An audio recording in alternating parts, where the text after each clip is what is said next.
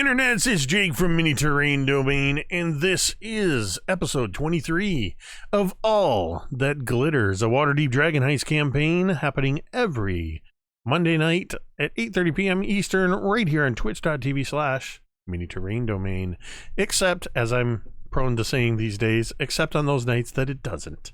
But this is one of those nights that it is happening. So hello to everybody who's already gathering in the chat, ready to watch some D&D tonight. We're going to do some really quick announcements. Sorry for the late start, just some technical monkeys got to deal with. Which reminds me, of late, we are plagued by a gremlin that is in the system that occasionally will cause the stream. I lose just enough internet power for a split second to interrupt the stream. Many of you have already experienced this and already know the drill. If that happens, one of these other four will throw something in the chat real quick to let you know. And usually we are back streaming as usual within 30 to 40 seconds. I just have to toggle the internet switches, throw some bananas to the internet monkeys, and hope things work. Cast a couple spells down there. We'll have to get a internet cleric in here to see if they can straighten things out. But in the meantime, just bear with that. If for some reason the stream doesn't come back after a minute, you can just hit refresh and that'll probably do it. Yeah. Yeah, Andrew, it says jiggling the internet handle. It's like when your toilet runs, you got to run in there and jiggle the handle a minute. Down below, if you look at the very bottom of the window here, you will see a shiny new scroll bar where I've thrown in the information. I have added the permanently added into the scroll the information for the National Suicide Hotline. And if you don't see it at the bottom, you can type !help in the chat, and that number will come up. That is 1-800-273-TALK, 1-800-273-8255, or text 741-741. Please do not be afraid to use that line if you need somebody to talk to. And you might be asking, why do we talk about the National Suicide Hotline? We believe mental health is an important part of our hobby, self-care. And that is why Mini Terrain Domain is a partner with Jasper's Game Day, another one of the partner logos you can see down at the bottom. For more information about Jasper, Cheswick student has already typed that into the chat. There's information there with a direct link to donate to Jasper's Game Day, who is partnered with the American Association of Suicidology with the goal of preventing and raising awareness of suicide. Money raised, much like the over $5,000 that we raised during the stream week a little while back, that goes to fund crisis centers around the country. So please consider, if you're looking for a place to donate, consider Jasper's Game Day. And finally, also along with Jasper's Game Day, you'll see the Initiative Coffee Company logo down below. Mini Terrain Domain has partnered with Initiative Coffee Company's Help Action to bring you Metade Roast Coffee. It is a medium Brazilian and Peruvian roast. And for every 12-ounce bag that you purchase of Metade roast coffee, $3 goes towards Jasper's Game Day. I said finally, but that's not finally. The last thing, and you'll see it repeating through in the scroll, or you can type domain dice in the chat. We're still using the Jasper's special edition domain dice only because I forgot to change out the graphics, but that doesn't make them worth anything less. We currently have 12 domain dice because of people like you watching. It's the way we let you interact with our stream. For a $5 donation or 500 bits, we also do it with resubscriptions, raids, and that kind of thing. We get domain dice that let us re-roll a d20. Spend 2 dice and make Mike re-roll a d20.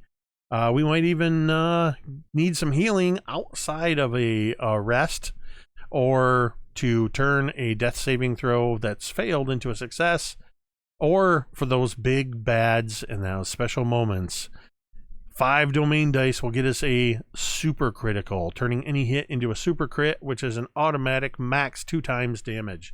Only once has any player in any of the streams on Mini Terrain Domain used it, and it was versus a black dragon, so I think it was well used. So that is all the announcements I have. This is not my game. I'm just a player in it. I'm going to turn it over to our awesome dungeon master. Oh, before I do that, as I mentioned down below there in the corner, you can see the D&D Beyond the logo. We are not sponsored by, but D&D Beyond has generously granted Mini Terrain Domain Insider access. So Mini Terrain Domain is now powered by D&D Beyond. That means if you are watching the stream on a computer online, you can mouse over the stream, and over on the left-hand side, you can see each of our characters, what our current hit points and conditions are, and things like that. It does not update real time, so give it a few minutes, and it will update as we go along. Now, Mike, it's your show. He's waiting to see if I interrupt him again. Yeah, see? Hi, everyone. Welcome to Monday Night Dragon Heist. Ah, man, it's nice to be back. I know we've had a few little hiccups here and there, but I'm really happy to be jumping back into it. And of course, before we jump back into it, what I have to ask all these players is who wants to give a recap for a point of inspiration? I would like to try again. I'm all for that. Okay. So, the crew have been tasked with going to try and find the Stone of Galore for Silverhand, right? So they go down into the sewers. They come across some goblins who actually don't want to fight us right away. A lot of them run away at seeing us, and we decide to follow. We end up in another room where there is a barred door that, unbeknownst to us, a sick, very mad ogre was hiding behind. And Asche convinced Six to actually knock on the door and, see what's going on. But sure enough, he was not happy about that. He tried to break out. Asche shrunk him down. Six did thunderclap, probably announcing us to just about anything else that might be down in the sewers. And we decided to hightail it out of there back to the first sewer room, where we were a little more tactful and decided to follow Bevyn instead. There's 3 kobolds that we come across down a set of stairs.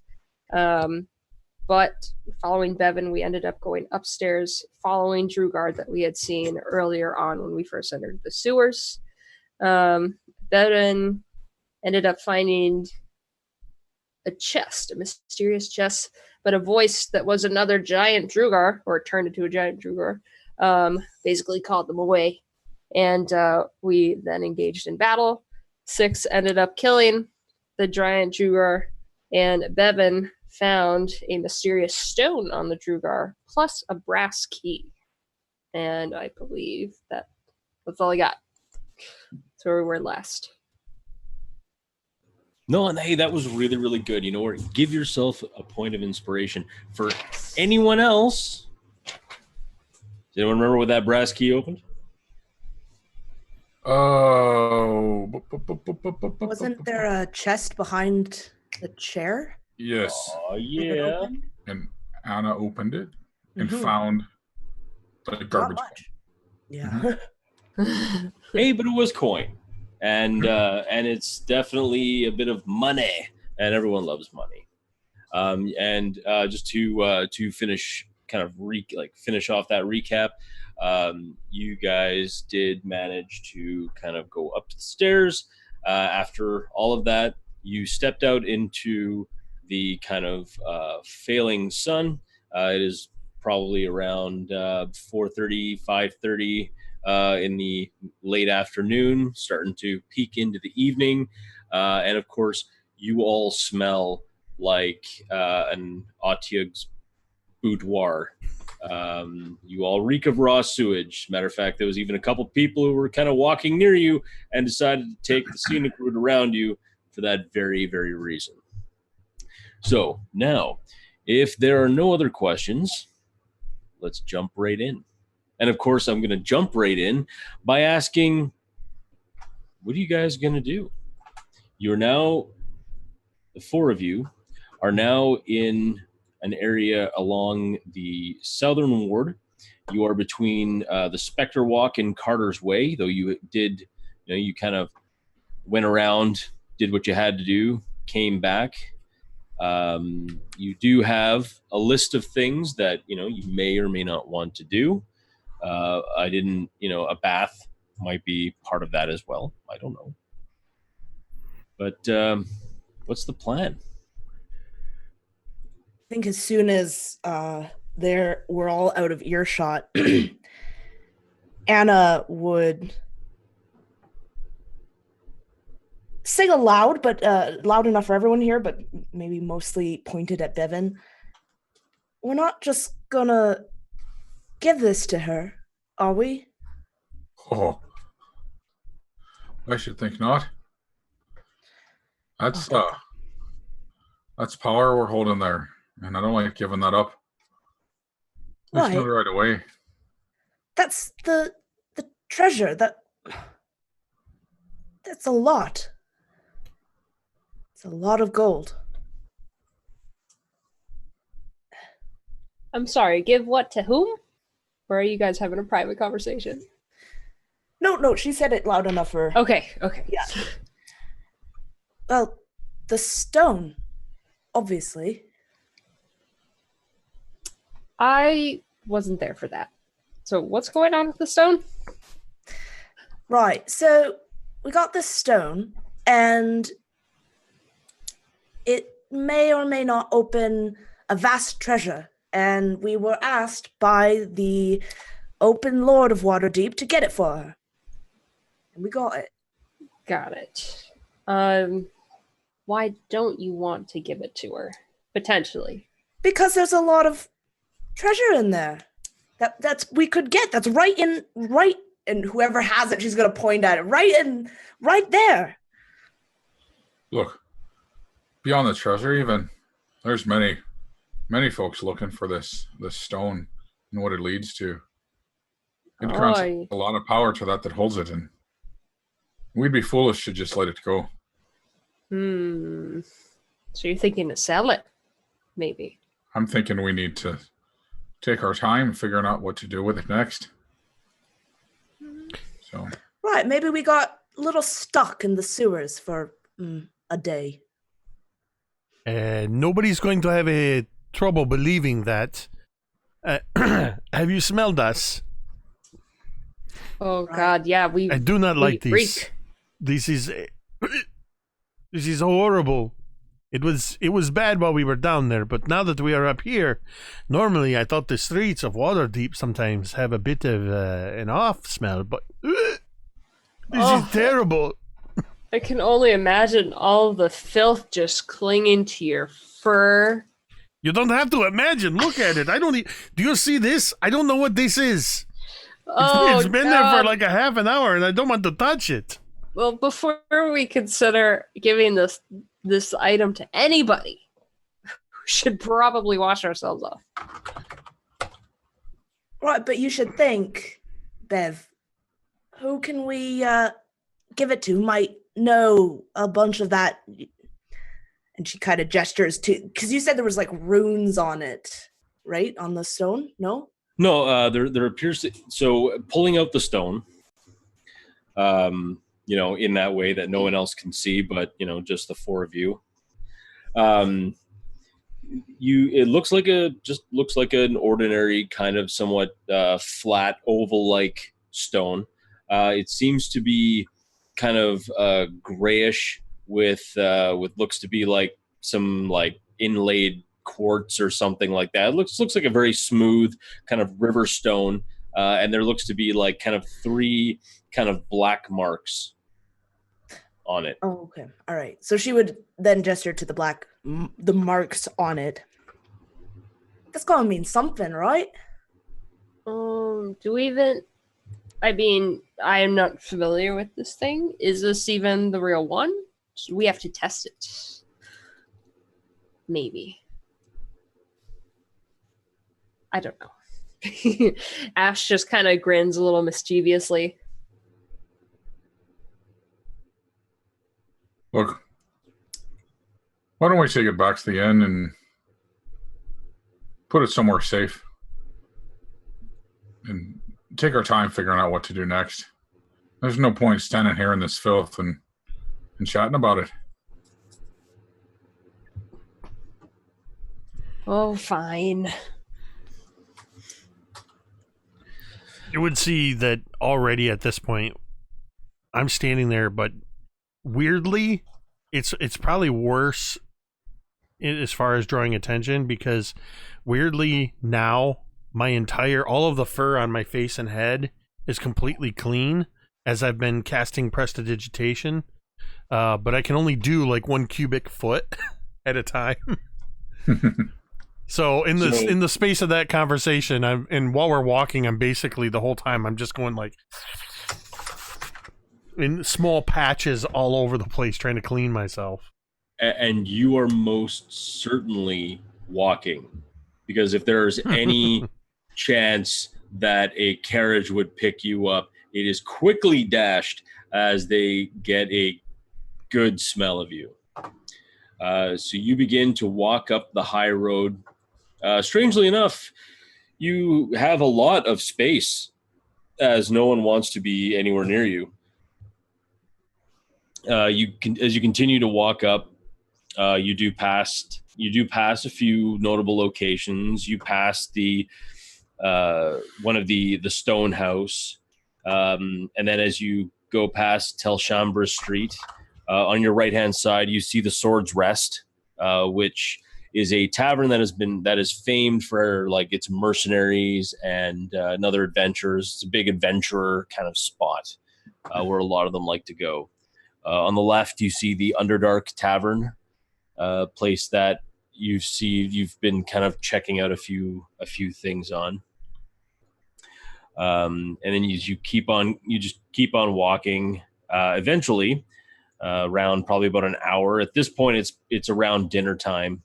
You eventually kind of make your way back to the Troll Skull Manor. Are you guys?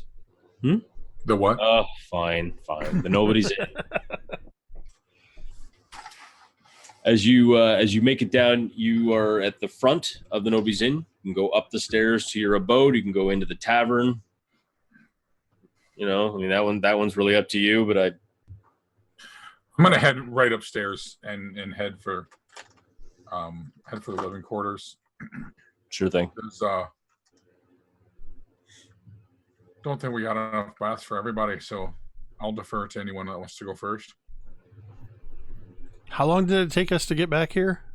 About an hour. Would you say that's enough time to have cleaned myself?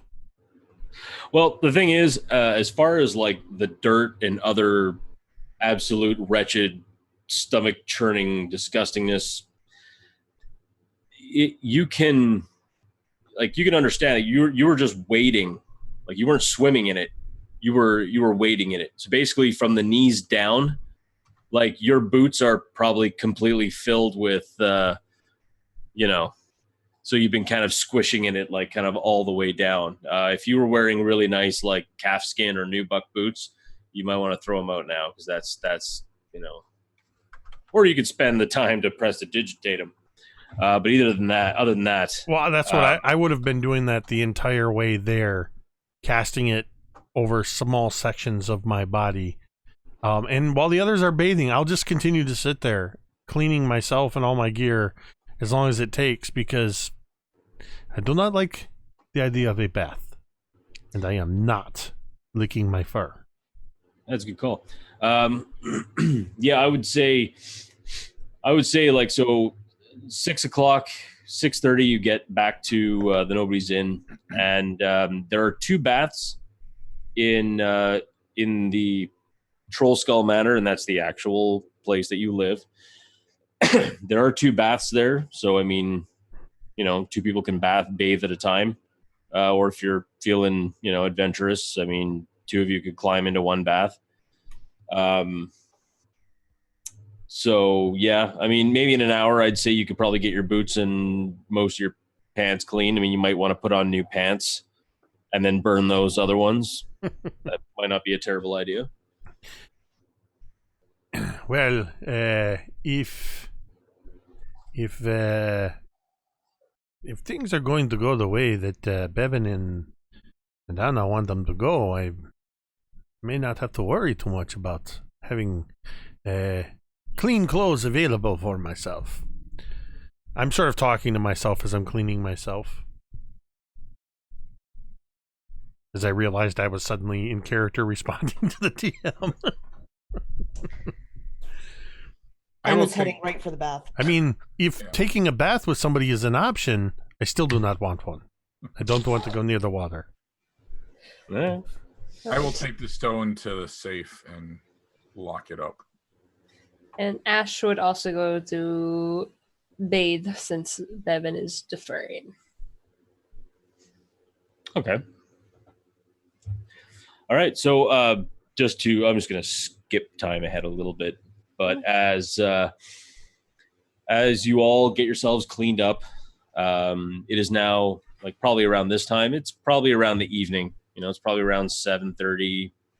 Maybe even getting on around 8 o'clock.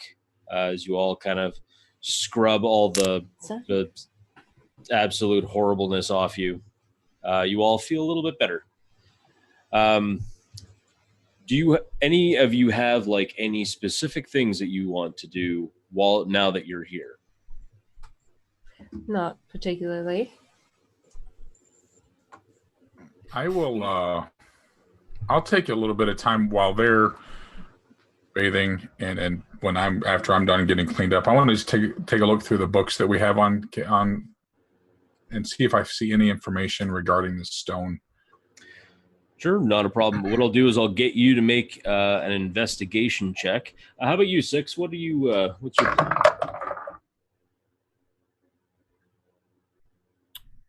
I don't have anything particular. Did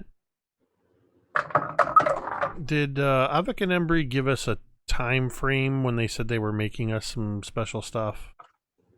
Yeah, actually, they had mentioned that it would probably take around 3 or so days, and you think that possibly tomorrow might be like they'll probably be able to zip in and it'll be good. So, just as a refresher, so we're back at the Nobody's Inn.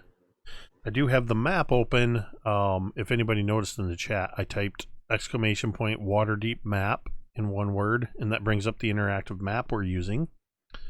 What's this? Troll Skull Alley where we're at? Yep, that's correct. I'm just trying to remember what kind of shops are immediately in the alley. Sure. So, you specifically, if this helps, I'm wondering if there's anywhere nearby that would sell perfumes, incense, candles, Febreze. So, Febreze. Fantasy Febreze. It's Febreze, but it's spelled F-A-E breeze, yes. like Faerun. It's called Febreze. So I would have to say that you might be able to find some in Torn Tirith Adornments, which is actually down a little ways on the high road, back around on Sulmore Street and High Road. It's actually just down from the Holy Hands house. You could go there. I think there might be a perfumery in the market and in the Castle Ward. What was the name of that place? The Adornments place? It would be Torn Tirith. It's not showing up. If it's somewhere I can get to relatively, like within an hour or so while everybody's bathing, I would say so. I would head there just to get some basic, if I could find some scented candles or some incense or something. to bring back to our place to burn. Ah, crap.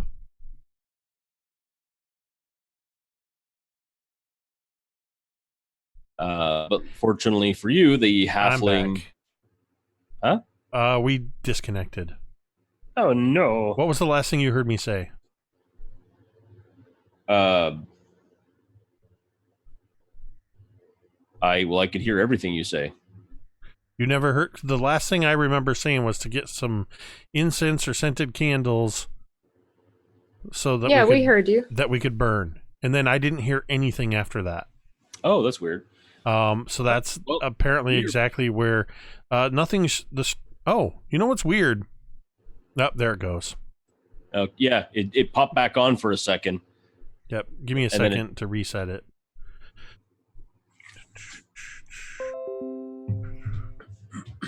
This is so freaking frustrating. All right. I just clicked the button, so we should be back on in a moment. Just a moment. I do apologize. I wish I knew what was going on to cause this. And it's only something I can only troubleshoot it while it's happening, and I don't know how to do that. So it's back. Okay, it looks like we're back.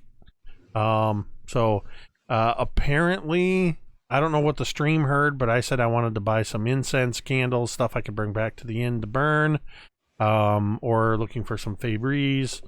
And then I didn't hear anything after that. So if that's where you want to pick up, Mike. Yeah, that's not a problem at all. So you ended up remembering that down on Salmore Street and Copper Street, there is a shop called Torntirith Adornments. Now, this place sells mostly like fancy clothes, but also has a small little spot for perfumes, a few, maybe like a little bit of incense here and there, but not too much. Actually, conversely, I have a better idea than that. You could go to Corellan's Crown. You could go see Fala and see if they would probably have some. Seeing as how Fala is a wood elf druid, and they would be definitely more than happy to help.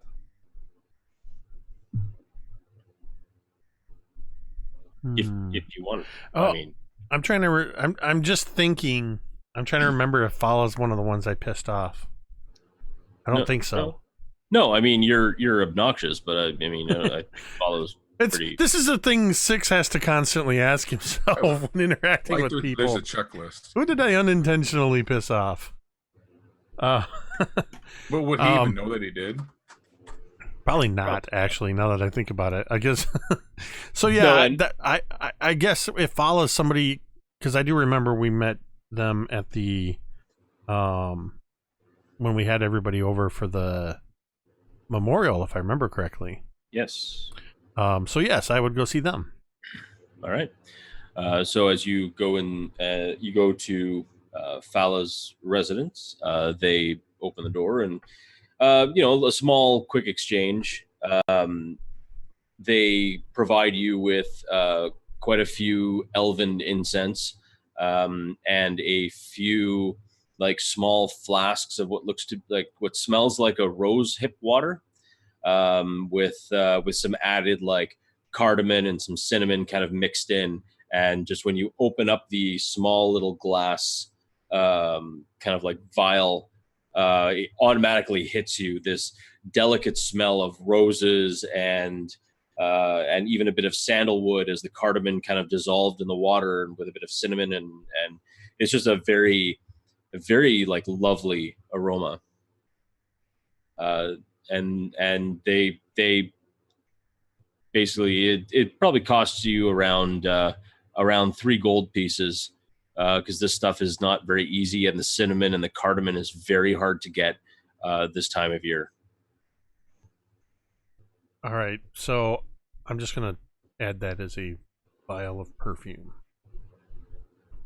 Actually, make it 2. Okay. Because it'll be 2, and then as far as the incense goes, like it by you purchasing the perfume, they just hand you like a few sticks. Like here, go nuts.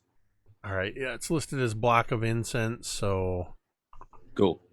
So yeah, and then you go back. Takes all of like 5-10 seconds. all right, perfect. And it's about this time that as you're kind of sitting in the bath and you're just trying to let the crud off you and wishing that it would be magically transported to a pocket realm somewhere far, far away. You feel something in the bath.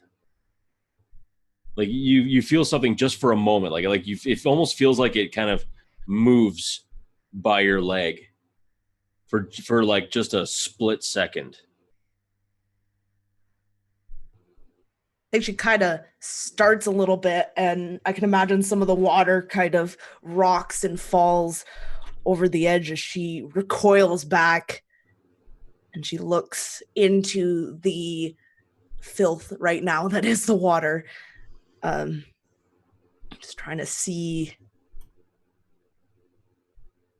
what is there. She just, Lev, if this is your idea of a joke, I don't find it funny. You hear a whisper. The whisper comes from, well, nowhere in particular, except kind of, it almost seems like it's coming from inside your head. What is your plan with the stone, child?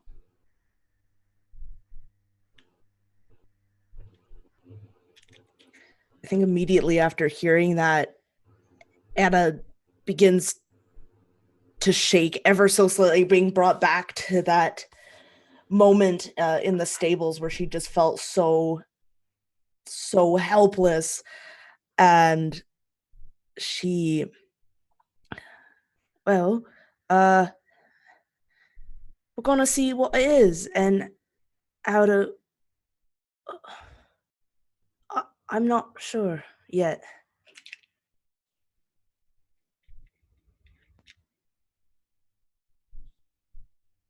Oh, you're muted. Man, I tell you what, that the voice pauses for just a moment and kind of starts back up again, and you hear, what is the mark of a good thief?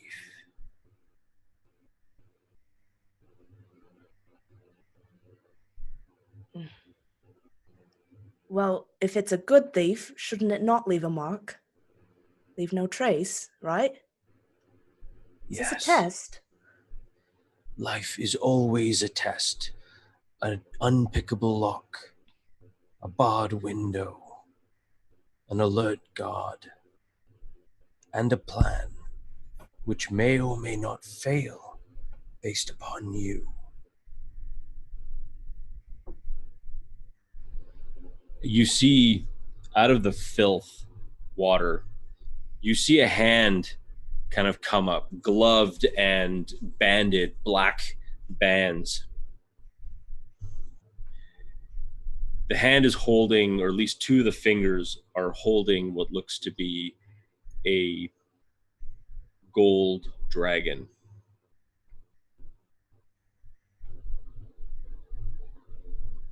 What is more? And the fingers just kind of flick, and you now see 2 platinum suns.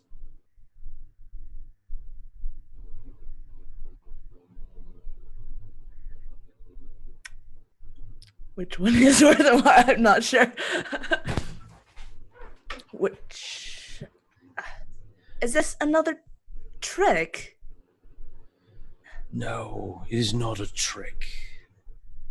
And he kind of flicks it back, and you just see like one little copper bit. Well, I know that's not worth very much. Are you sure?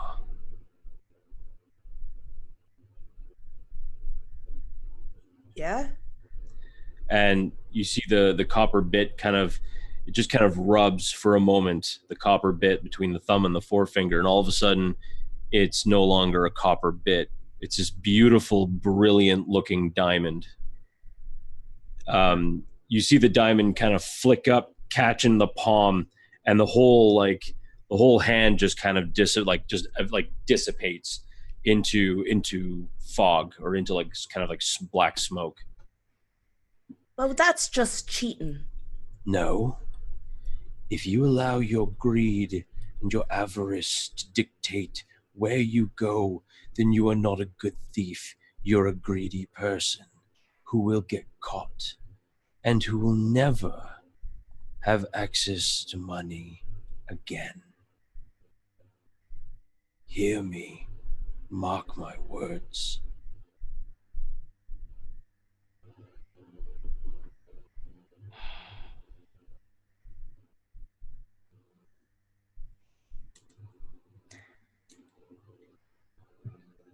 Well, then, if you're so mystical, what would you do?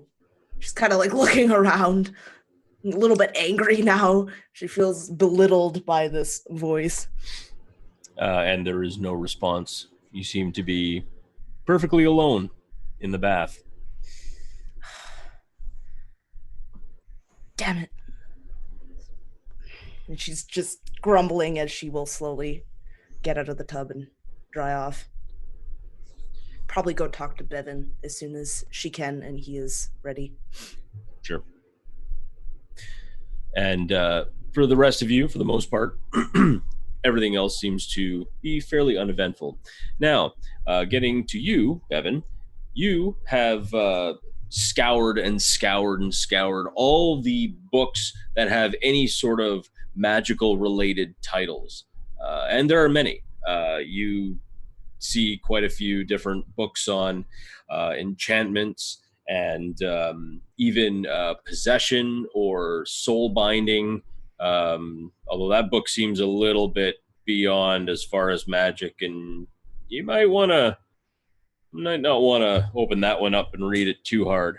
But they all seem to be different books on, like, history of great wizards and sorcerers, and but nothing that you've read or nothing that you've kind of scanned through has anything to do with like a stone of Golor or like some type of a magic stone. You hear a few things about like magical gems that can grant, or special, what looks to be things called Ioun stones, which can grant the owner special abilities. But other than that, nothing about a stone of Golor. Okay. I'm very frustrated at the lack of results in my research. So yeah, that's pretty much, yeah. Yeah. All right. I wait for my turn to get not nasty anymore. So. Well, do I get felt up in the bathtub? What's that? Do I get felt up in the bathtub? I'm sorry, buddy. No. Okay. Well, yeah, you had that chance and you blew it. I mean, let's be true. Totally that's true. Yeah. You definitely did. But when you actually step into the bath, especially as Anna, when she was walking back, like, she was pretty mucky and disgusting, and you half expected the bath to be absolutely disgusting, water all over the place, just a total mess. But unsurprisingly, as soon as you walk into the bathroom, there is like no ring or no dirt or grime around the tub. It is completely spotless. There is no water anywhere. There's towels hanging up. And as you step in, you see the water beginning to kind of like fill up and kind of bubble to a very nice, like, warm, almost hot temperature. Not like literally boiling you alive, but like a nice steamy temperature. Thanks, Liv. I'll just kind of sigh very deep. relaxed sigh as I slide down into the. Oh yeah, and I mean it's comfortable. It's so nice. You're able to just kind of relax and just kind of like you could feel whatever weight was carried on your shoulders by the past recent turn of events just seems to be melting off you. I press O to wash my left arm.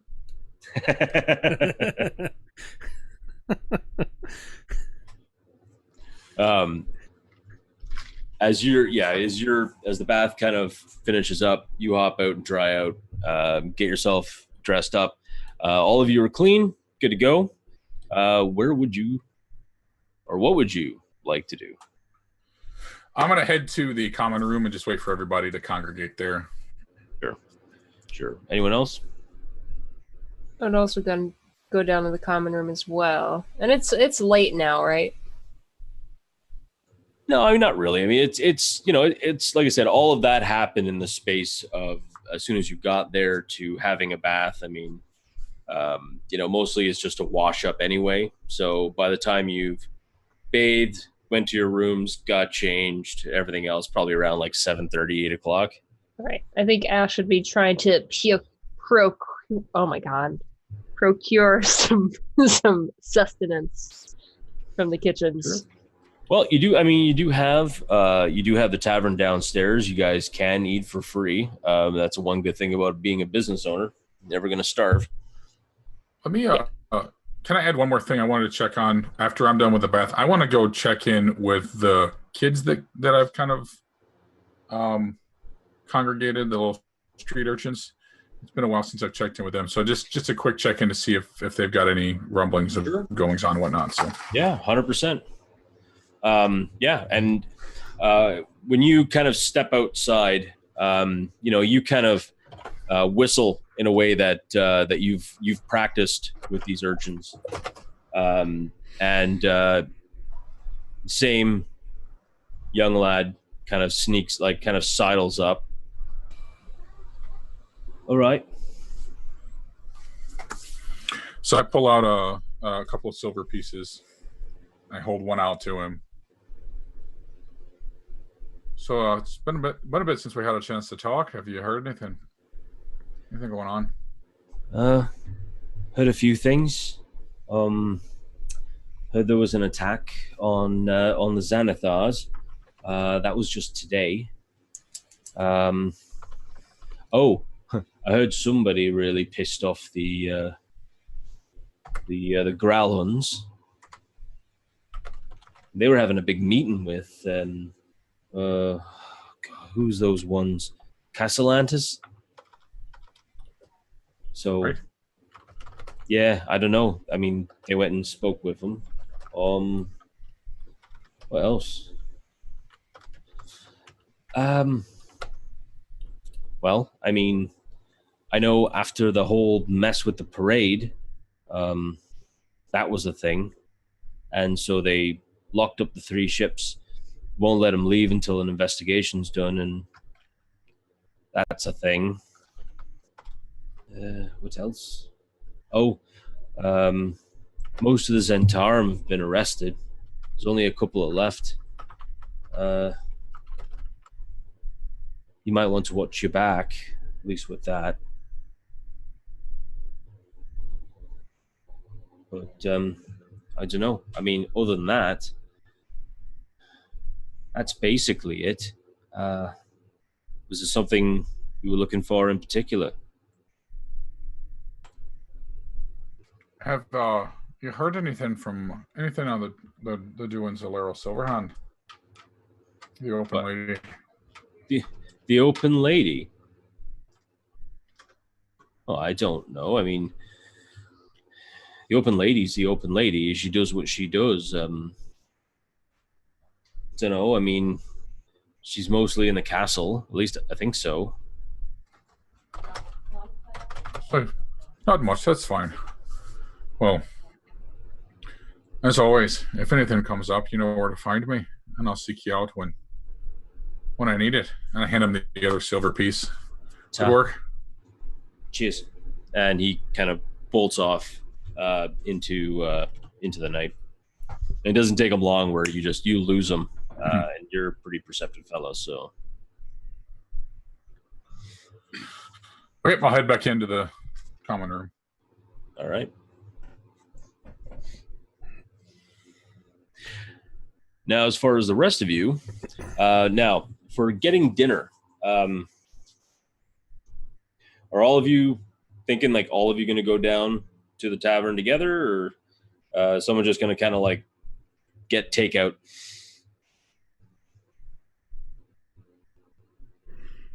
I'll leave that to the others. I've probably been in the common area. I've lit a couple sticks of incense, and I'm walking around with one of these perfume bottles and just sort of just lightly sprinkling a little bit wherever we've walked. Prestidigitating a few muddy footsteps on the carpet. Probably a good idea. I think, I guess, takeout. I mean, I could just go back to the kitchen and try and grab something. I'll suggest that we bring it back up to the common room. Oh, got it. Yes. We need to chat about stuff. Sure. I have a question. If I recall, we put Asche up in the spare room that was off of my room. Yeah, she was in Asche is in the same room that Kiaria was in. Oh, did we move her into that room? Yeah. Okay. I couldn't remember. I was going to suggest that because I want my spare room back, my closet. Wow.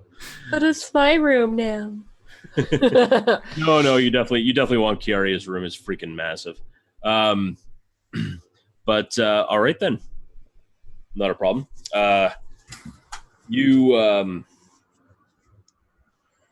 So when you head down, Asche, to go grab dinner, the bartender there, Vila, she says, why don't you just go back up and I'll send someone for you in just a minute, okay? All right. Sure. Great. Is stew going to be all right for everyone? I am sure that'll be just fine. Good. Okay. And you see her taking a bunch of other orders. She seems like a little apprehensive about something. There's not a lot of clientele in here, but she seems to be working like extra hard, like polishing that bar top like super hard, or getting like drinks ready and just running around. As a matter of fact, now that you're there, you notice like all the staff are working really, really, really hard. They seem to be just running around all over the place, even though it doesn't seem to be a reason for it per se. All right. Is there like a special occasion or something you guys are prepping for? Because Asche would definitely notice it. People are just kind of hurrying around a little more quickly, a little more promptly. She whispers something to you, and I'm gonna message it to you in chat in a whisper, and then so she tells you that, and she says, "Not sure, but you might want to tell the others to come on up or come on down." All right. Thank you. I will be back. And Asche would go back up, and I think she gets along with 6 the most, so I think she would actually approach him first. And whisper quietly, I don't know who this is, but does a Hammond Craddock ring a bell at all? 6? Hammond Craddock. Of course. I remember who this is. Actually, I gotta see if I do remember who this is. I'm thinking one of two things is coming to mind. So my first guess is... wait. I don't have my notes. I'm thinking ham and craddock is something to do with the booze, the wine and alcohol and all that. The vintner. Is that correct? There you go. Okay. Even has a rat named after him. That's what I was getting confused on because I remembered the rat. Yep. All right. Yes. I do know this name. I tend to remember names when alcohol is involved.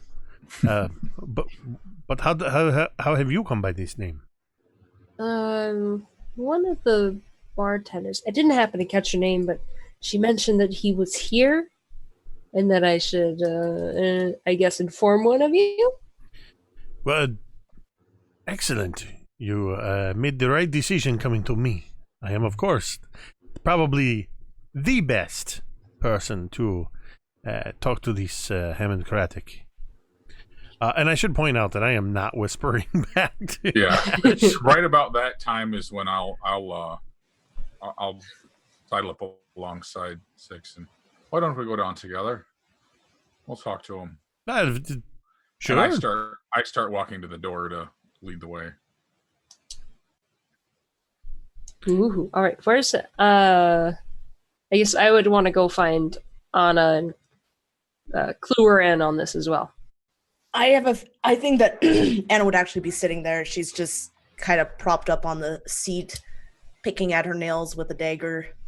Got it. So Anna, there's this person. There's that Hammond guy downstairs. What? There's some, and Asche would kind of lean in, maybe like a little obnoxiously close. There's this Hammond Craddock guy, right? That's downstairs. I'm sorry if that was too loud. Sorry. She looks to like Bevyn, looks back to Asche, looks back to Bevyn. Right?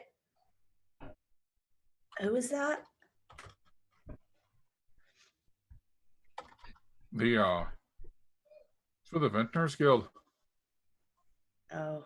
It's business. Your favorite. Oh.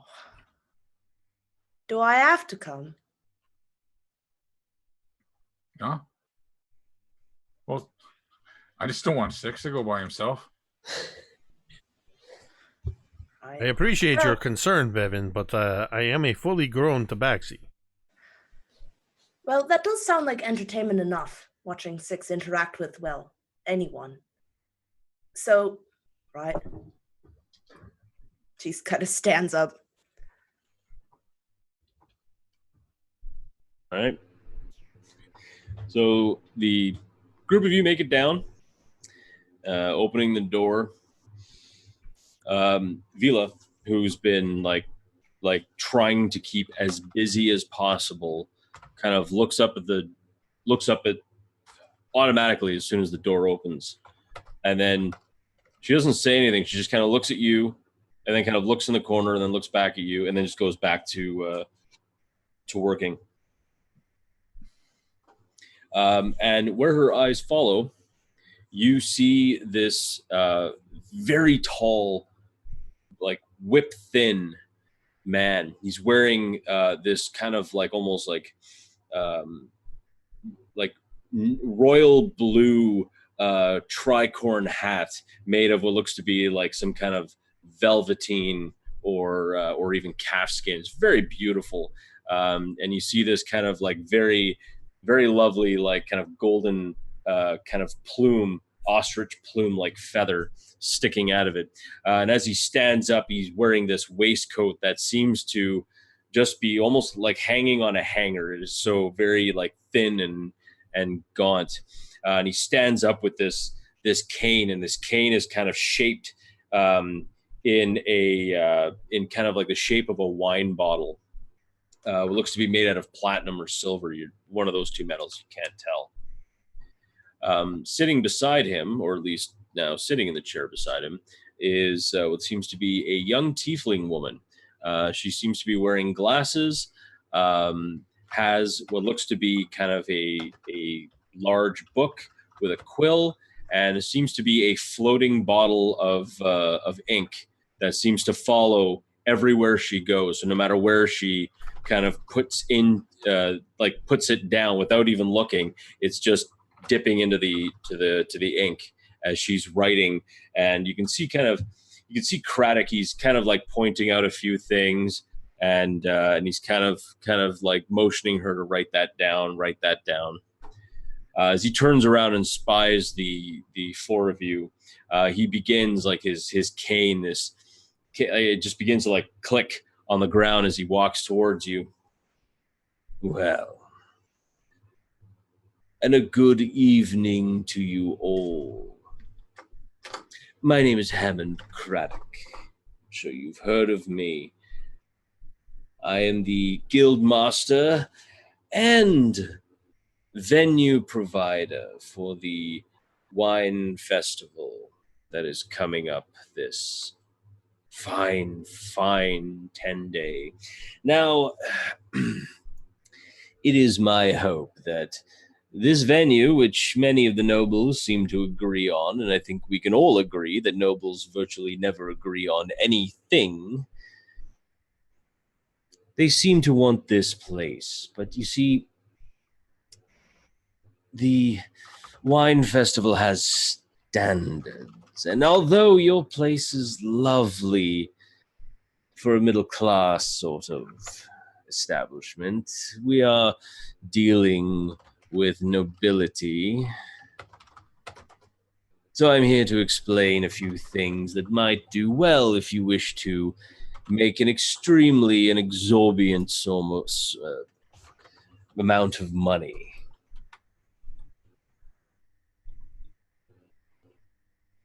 Well, we are at your service. I thought you would be. Good. Ginny! And he just kind of like says it like just very loudly and almost immediately as if by magic, she is right at his side. And she kind of has the kind of quill in her hand. It's got like a little bit of sheen of ink, and she's ready to like kind of write. Well then, if you wish to host this fine event, we must do something about the decor. I would assume that if you were to, I don't know, get some nicer looking tables, a few attractive looking art or something on the walls would be quite nice. Some paintings, and he starts going through this rather long list. And of course, one of this big part of this list is mostly all you can hear is the proverbial dollar signs ticking up. And as he goes through and explains the different types of wines that sell the best to nobility, what wines are good to sell, what wines aren't good to sell, the different ales, and which house prefers which kind of booze. As he sums up everything, he says, and the total cost of this sort of renovation would be, well, a paltry sum, I imagine, for adventurers like yourselves. Probably cost you about 500 gold.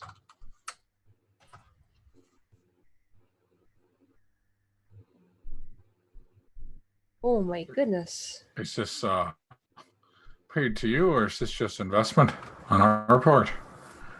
Well, that depends. I mean, obviously, we're not taking the decor with us when we leave.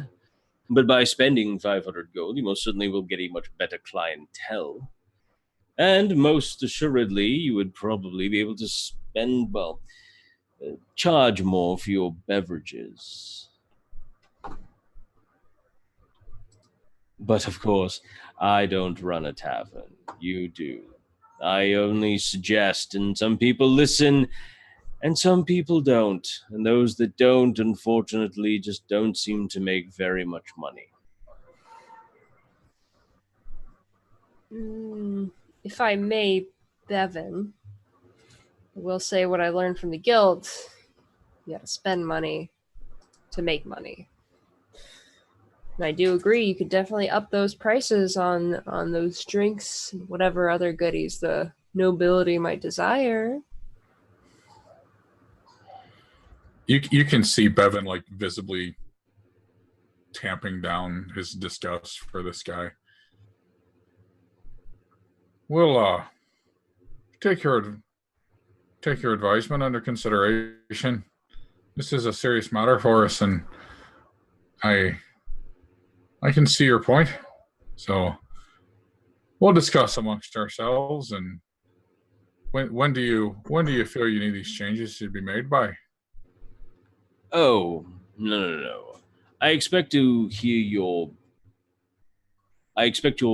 final decision by tomorrow. Or I shall move on to another locale. Right, 500, you say? Yes. So I walk over to the door. I just kind of like take my hands and I make some measurements, and then I walk over to him and I kind of put my hands up alongside the sides of his hat. Why don't we make it 550? And I turn to Anna and we'll need a wider door. And I stick my hand out and, good day, sir. We'll be in touch with you tomorrow. He almost has to bend at the waist to kind of meet you in the eye. And he gets very close to you. And a good day to you as well. And he kind of spins, almost as if he is like moving on oil.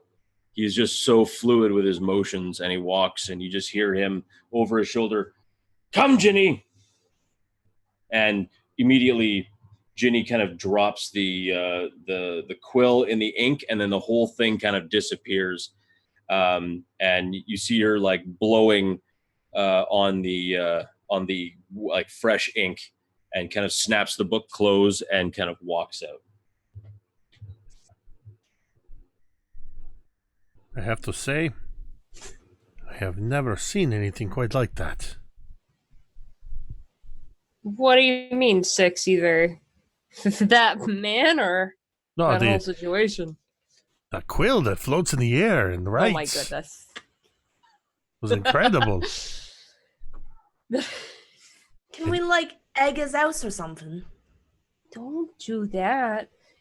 Oh my goodness. If there's anything that I've learned, I don't know him, but if there's anything I've learned from business, ooh, you gotta be careful. You don't want to just close that door, that opportunity. I feel Alright, like I the don't- opportunity to egg his house is pretty tempting. I'm more of the you gotta take money to make money business, but I'm learning more about this legitimate Well, way of doing things, and well,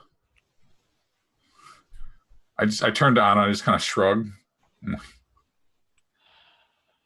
I defer to the two of you, and I turn back to Six and Asche. And defer to the two of you on this particular matter.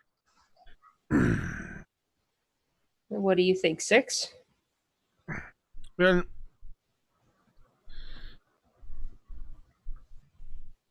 I look at it this way. Part of the way that we, in addition to well, look, we've gone on a few adventures together, and somehow I find myself still with only this, and I pull out 12 gold pieces. I thought this would be a little more lucrative. So, of course, we are supplementing our income with the money that comes from the Nobody's Inn, and it's a little bit. But I know from my experience as a performer that oftentimes the additional money comes in the form of tips. People like to throw silver pieces and gold pieces, and quite frankly, the nobles are not afraid to throw a few platinum pieces into the hat. I find if the performance is well enough, I can sometimes pit the nobles against one another to try to look more generous. And if we had better beverages and better decor, perhaps this would, as he said, bring in better nobles, which means we could bring in better coin. How much money do we even have right now? That is a really good question. I feel like this is something we should know. Didn't we check put the books? Didn't we put some stuff into the? Wait a minute. I'm looking around to see. We're standing in the middle of the tavern talking. 6 isn't the brightest, but he's not dumb either. I have the books upstairs, and we can check it out. See what we have at our fingertips. That sounds good. We definitely need to know. In the meantime, Bev, do you know anyone who we could take that stone to? It's giving me an itch to figure out what it is. Well, I mean, we can take it to Lady Silverhand, but if we do that, I don't think we need to make it a straight handover. But What are you saying? I think we've proven ourselves worthy of a second look from her. There's a lot of gold on the other end of the stone, and she's clearly looking for it. What if you asked her for assistance with the upgrades? Especially if she's able to unlock that stone. Should be plenty of gold, as you say. If we just give it right to her, you think maybe she'll trust us more than if we try to... I'm not in the practice of giving anybody anything without something in return. But we clearly don't know much about what to do with it. And I'll be honest, I don't know where else to go. But Could I try and do maybe like an insight or history check? Or religion? Like an insight into... Like just like the magic of the stone. Like Asche hasn't even handled it or anything. Oh, okay, so do you excuse me, do you have detect magic as a spell? I don't think so, actually. I don't think I chose that. I have detect thoughts. I didn't choose that one. Cred. Although that would make sense for a sorcerer. Yeah, for whatever reason, I didn't go that route. All right. Tell you what. Does anyone have knowledge arcana? They want to give a shot. And, if you want to examine the stone, you most certainly can. I will. 16. Nice. Arcana. Oh, 22. Nice. All right. So the two of you kind of look at this stone, and so it's locked away, so we would have to go to it. Yeah. I mean, I would assume that you guys would go back and stuff. Okay. And of course, you get your stew. I'm not a monster DM. So as you look at this stone, you expect to see all the trappings of what makes a spell a spell. Wards, sigils, perhaps even the hum of the weave of magic. This strange realm where it is said that spells are born and go to die. But you feel none of this. It feels like a stone with 3 marks on it. Looks like a stone. It's got the weight of a stone. Smells like a stone. Tastes like a stone. Don't lick the stone. Remember, you found it in a sewer. Oh, that's a good point. But for all intents and purposes, you see no magic Like, you see nothing that would indicate that this is a magic rock. This, I think, assuming Asche was able to hold it, would just kind of like toss it in the air pretty casually and kind of feeling the weight. I'm not actually getting much from this thing. Could it be a fake? I mean, what Drugor is holding on to this thing anyways? Asche seems unimpressed by this object.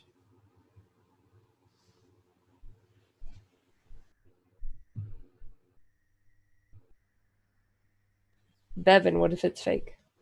That'd be even worse. So we need to find a way to maybe make sure this is the real deal before you go to your Lady Silverhand. Last thing it sounds like she'd want is to feel like she was being tricked by any of us.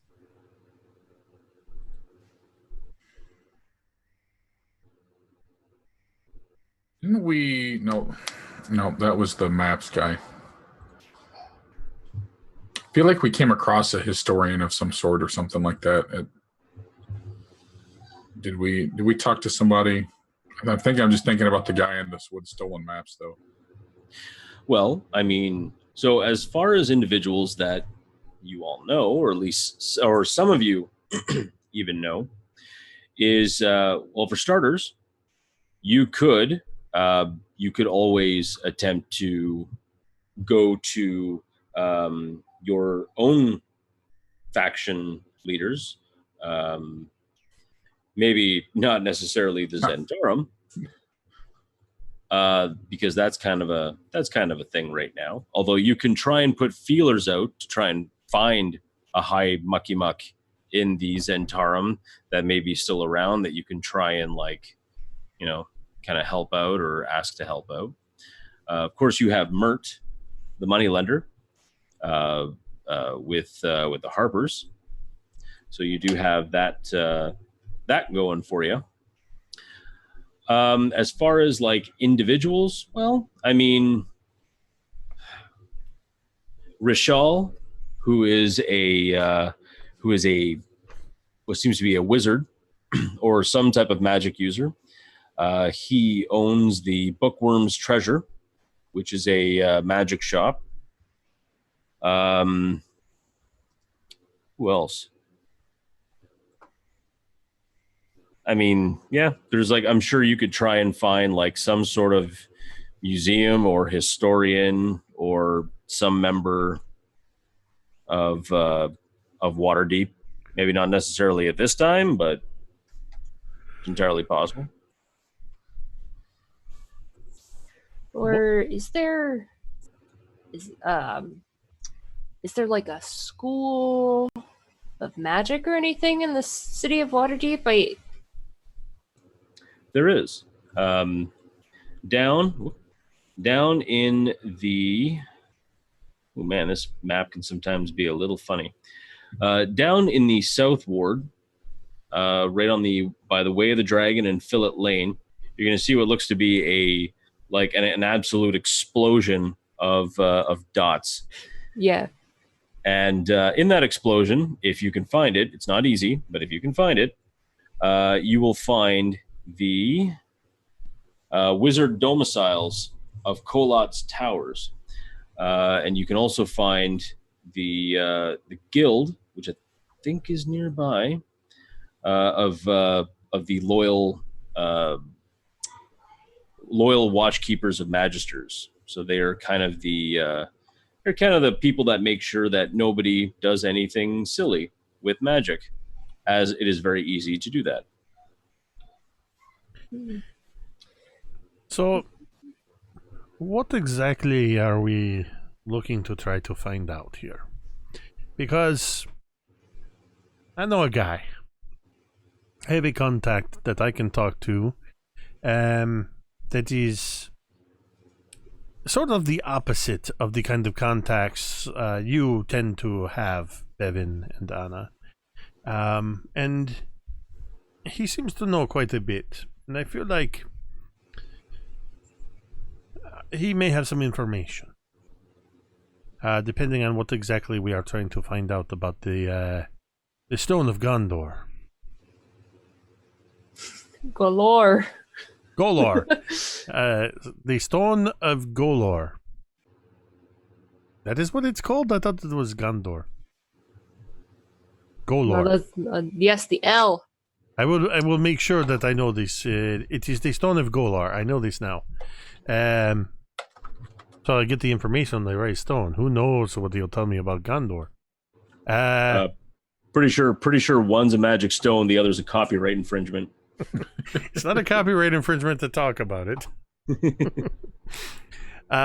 So yeah, I mean, you tell me what exactly do we want to know, and I will go talk to my guy. Well, we want to know if it's real, and we want to know what all those lines, or what it is, essentially. I want to know what it does. This is connected to a lot of gold, and I don't know how. So I have two ideas. One, I can do a sketch of this. I will take some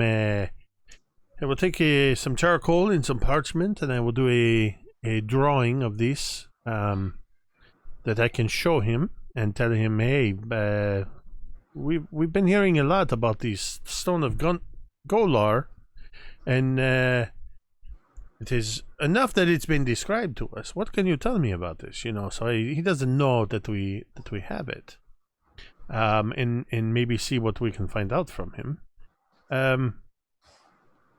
or I can show him the stone. Before you immediately object to this, remember, this is not a man of the Zentarum. Our organization is a trustworthy organization. And, to be perfectly frank, I would not be surprised if my man knows already that we are in possession of the stone. Right, I feel like I don't think there are many pictures of the Stone of Golar happening about. So if we send him a picture, he's going to know, or if you send him a picture, he's going to know that we have it, right? Well, wait. Well, not if I tell him we have been hearing people talk about it, and it's like when you go to the guards and you tell them that somebody had robbed you and beaten you, and you give them a description, and they have an artist that does a sketch based on your description. Oh, wait, but what about, I mean, what if I go? He hasn't met me. He doesn't know that I'm affiliated with you guys. But that's not exactly a good thing. It is good that I am affiliated with this man. Okay. Perhaps our organization is something you might be interested in. What organization? I look to the left. I look to the right, even though we're in our own common room. And then you see me kind of holding up against one of the buttons on my clothes, and I just sort of flick it with a thumb, and it slides to the side, and you see a silver harp pin. I'm a member of the Harpers. Oh, the bards, right? Well, I imagine. mean, they are not all bards, but I mean, Kiaria wasn't a bard, and she was a member of the Harpers with me. Well, I mean, I would love to hear more, but I still need to find my own muddy paws in that thing before I feel like I should consider joining anything. Well, then that is, I mean, it was only to suggest that if you wanted to come along, he might not be as receptive to talk to me if I bring somebody who is not a member. Oh, I would like to come, though. Ooh, I would be I think you will make a tickled. good impression. I think you should come with me. Bevyn, Anna, maybe you should find out what is going on. Asche and I will go and we will seek out my contact, and we will see what we can find out. So, yes, this is a thing that I will do. All right. Now, so then how are you going to get in touch with Mert? That is a good question, because I know I asked about, but I don't think I ever actually bought. I don't think I bought any of those birds. You did receive some. Okay. And you did buy some. I couldn't remember. I remember talking about getting it. They come in like a package of so many. Not a problem. What? Ooh. Okay, everything just went skewed because we lost Megan. No. Well, actually, the power came back on, and Megan's trying to hop back on. So I'll tell you what we'll do. Oh, that's a good. Why don't we use this mosaic moment to take a quick break, and we'll be back with corrected portraits and not just one on my facial hair. Well, I must admit, it is quite nice. All right. I'll go ahead and cue up the break here. Thing going on there. I'll go ahead and cue up the break. We've got a little something going on during the break, a little video with some more information about the streams, and we'll be back in about 10 minutes-ish. Hey, internets, it's Jake from Mini Terrain Domain, and this is The Intermission. Mini Terrain Domain, or MTD, is a channel dedicated to the love of and participation in the world of tabletop role-playing games. Whether we're designing encounters or miniature terrain, building worlds or dice towers, or just playing games, everything we do here is because we love this amazing hobby. That is why the mission statement of Mini Terrain Domain is simply imagine, build, play. If you like to watch live play or actual play D&D games, you can do so at twitch.tv/Mini Terrain Domain 3 days a week at 8:30 p.m. Eastern. On Sundays, you can join us for Cult of Personality, a long-running campaign set in the Tomb of Annihilation adventure setting.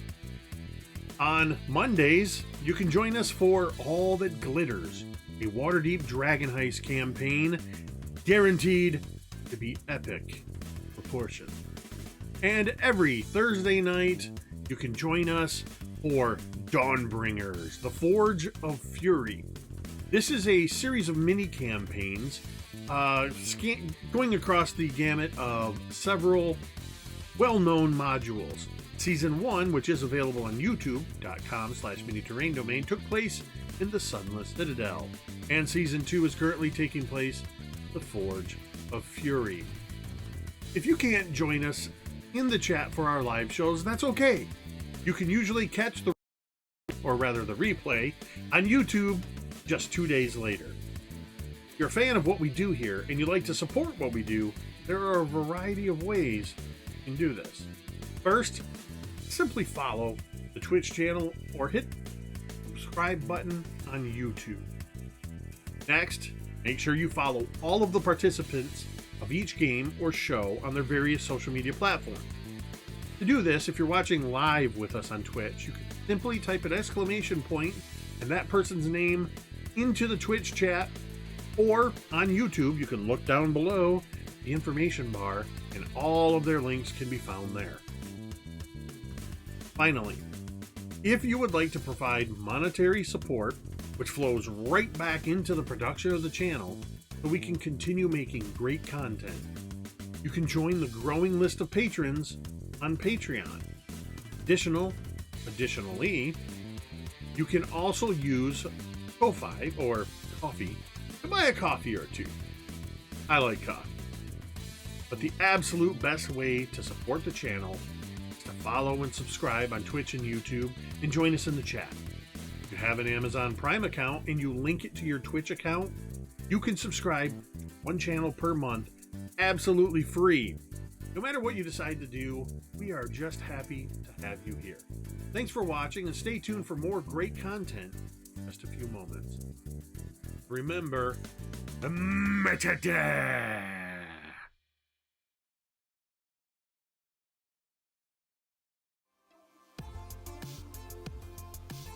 Hi everyone, I'm V, and I have the YouTube channel, The Crafting Muse. Please be sure to go over there and check it out if you too would like to learn how to make some tabletop terrain, paint miniatures, as well as some game accessories. I'm always happy to have new subscribers over there.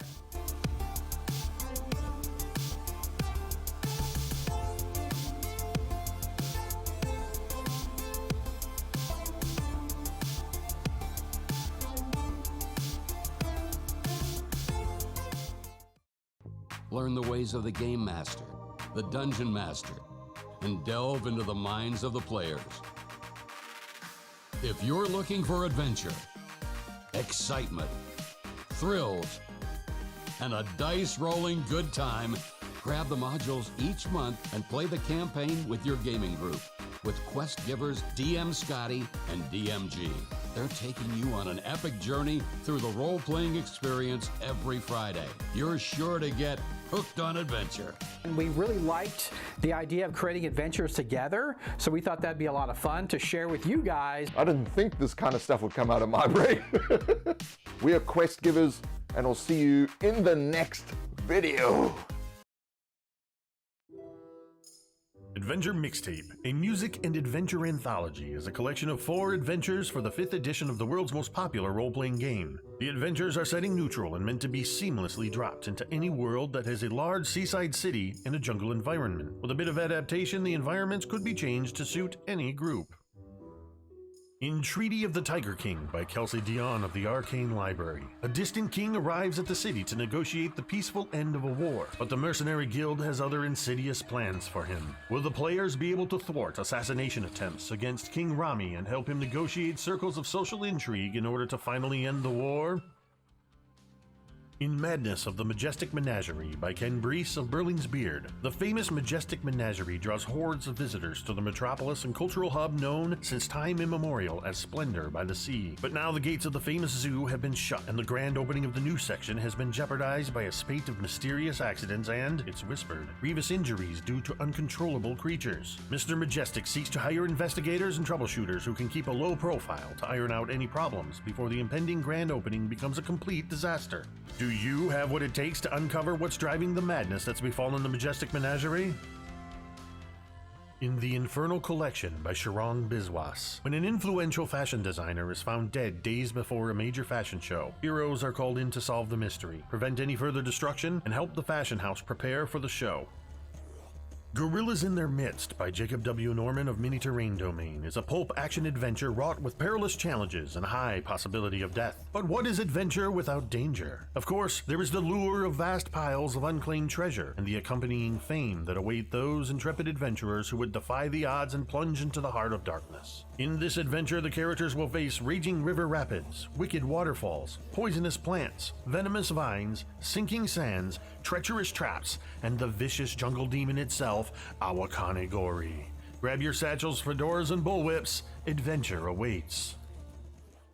The Adventure Mixtape also comes with 4 original songs inspired by and written for the heroic adventures herein. This collection of music and story is something unique. We had no better word for it than mixtape. If you ever received a cassette, CD, or digital playlist curated to take you on a memorable journey, then you'll recognize what you find inside this volume.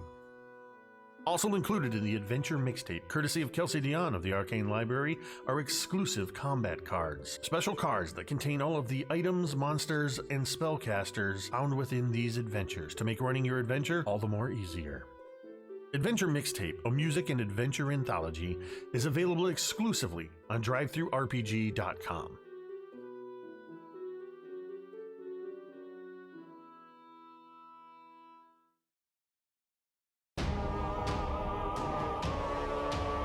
Cryforth, once home to the most wondrous kingdom the world had ever known, blasted to nothing in just a fortnight. It is here that the fiends of hell walk among us. It is here where all things die.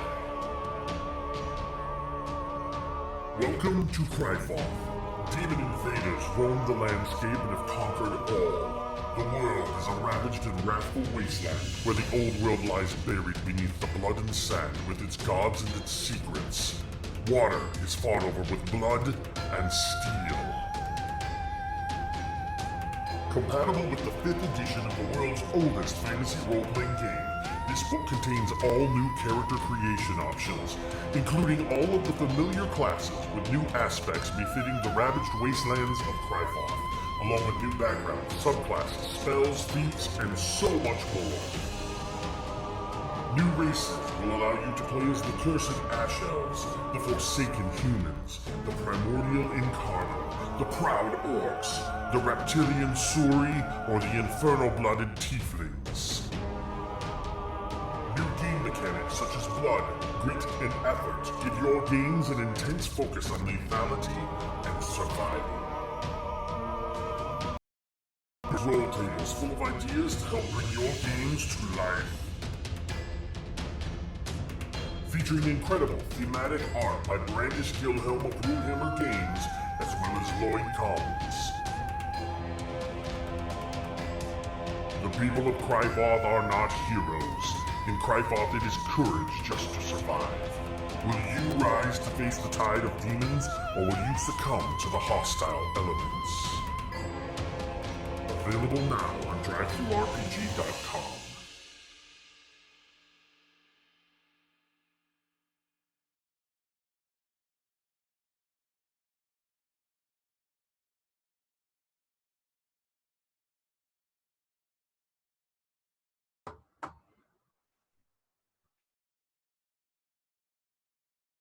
And we're back.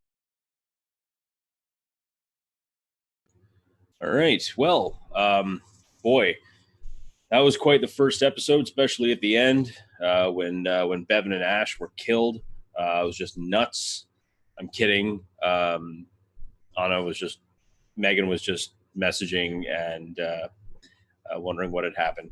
But we'll just recap really quick for Megan. So the plan is for both Six and Asche to go check out Mert, or go have a little tete-a-tete and see what happens.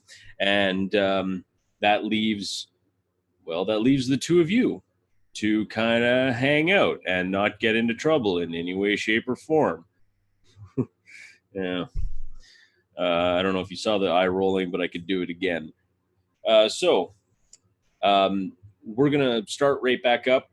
Six, you've just finished your note to Mert, and you kind of go to fold it up into the bird, but the paper just automatically starts folding itself and folds up into a really nice origami crane. As you whisper the name into it, it begins to kind of shudder to life and begins to fly out. It quickly darts out of your room, your window, and into the night. I resist the urge to bat it out of the air. I'd say make a wisdom saving throw, but no, I'm not gonna. I'm not gonna be a jerk. I'm not gonna be that DM. Oh, thank goodness. Yeah. So, it actually doesn't take very long for a reply to come back. It is a white paper bird that seems to fly in, kind of like lands on your desk, and kind of pops open and unfolds itself. And you see in Mert's very stylized, very wonderfully cursive penmanship, it simply says, "Yes," and he goes further into, "Meet me in the tavern." That's pretty much all it says. Meet me in the tavern? Yep. Well, I'm going to assume he means our tavern. We've never met him in a tavern. We usually have to go to the opera to talk to him, so... Well, actually, he has met both you and Kiaria in the tavern before. Oh, yeah. I can no longer rely on Kiaria to remember all this stuff. I'm going to have to step up and be a better harper. I mean, kind of. Did he say when? Like now, or? That's all the note said. Well, I mean, I guess we'll go down to the tavern and we'll see if he shows tonight. We'll have a drink or 2 or 3 or 4. Sounds fun. All right, so as the two of you step out, Anna and Bevyn, because I know you two are probably just waiting for those two to leave. What you talking about?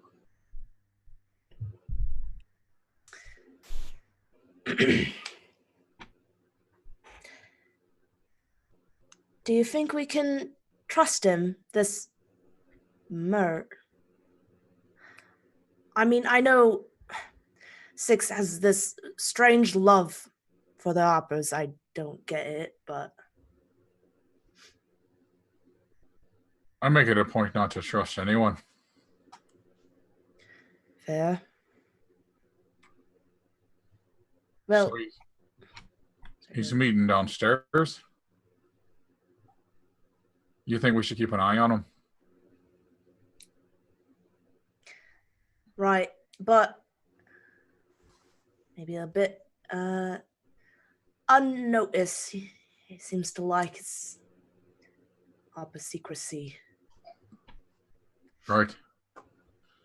Well,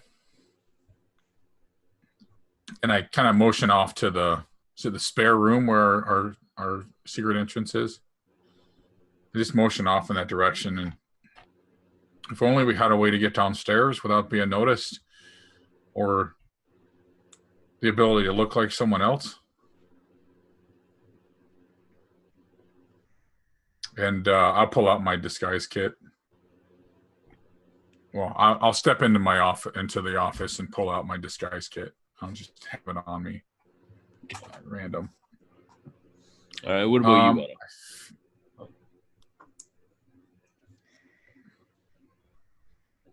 Anna audibly groans when he says disguise kit. He knows that she is not a fan of them because to her, a biased opinion, they never work. So, right. Well, you do a bit of dress up. I'm going to go and try and see if I can hear anything. And yeah, I think she would head to the spare bedroom. Okay. And lifting up the trap door, that moment, Six and Asche, you head into the tavern, and opening the door, you not surprisingly find absolutely no one there. Staff are gone, no customers, except for one person. And you recognize Mert fairly well. He's in his robes, kind of not very, he's never been one to kind of dress, super well off, or, like an extreme noble in any way, shape, or form. He seems to be dressed kind of like a commoner. And he's sitting at kind of that main table near the front. He looks at you. He looks at Asche for a moment, and he kind of quizzically. She's with us. Are you a harper? Newly inducted. I am Asche Ganassi from out of town. It's a pleasure to meet you. It is a pleasure, but I'm curious as to who inducted you in. The last 6 days of summer. Into summer. That's interesting because he does not have that power to do so. It's not so much that I've inducted her into the Harpers as I think she would be a good candidate to be a Harper. And that she has become a part of our organization, being us, the proprietors of the Nobody's Inn. Let's just say I felt it was better to have her with us and to present her before you, quite honestly, in case you have not met her, which you appear not to have met her. So you can make an assessment for yourself. I'm sorry, I'm used to Chiaria being here to handle the conversations with you. Yes, well, I understand that Lady Chiaria is busy at the moment. And he narrows his eyes and he looks at you, Ash, and you can tell he's peering not just at you, but he's staring right through you. Well then, you've asked to speak with me. Sit. Thank Ale? you. Ale, wine? I don't know why I said vine. Ale, wine? Spirits? Fine. A red would do nicely. I'll go bring some, I'll go grab a bottle, some glasses. Mert, I have a question for you. If not 6, then who among the Harpers would I speak to about possibly joining? If I was allowed.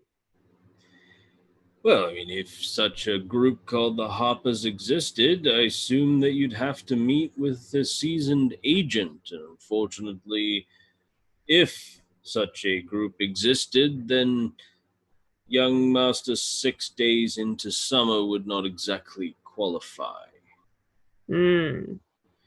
However, that is not to say that I would not keep an eye on you. That sounds very fair. I will leave it to these possible Harpers themselves to see if I am worthy of joining such a society. We shall see indeed. Where are you from?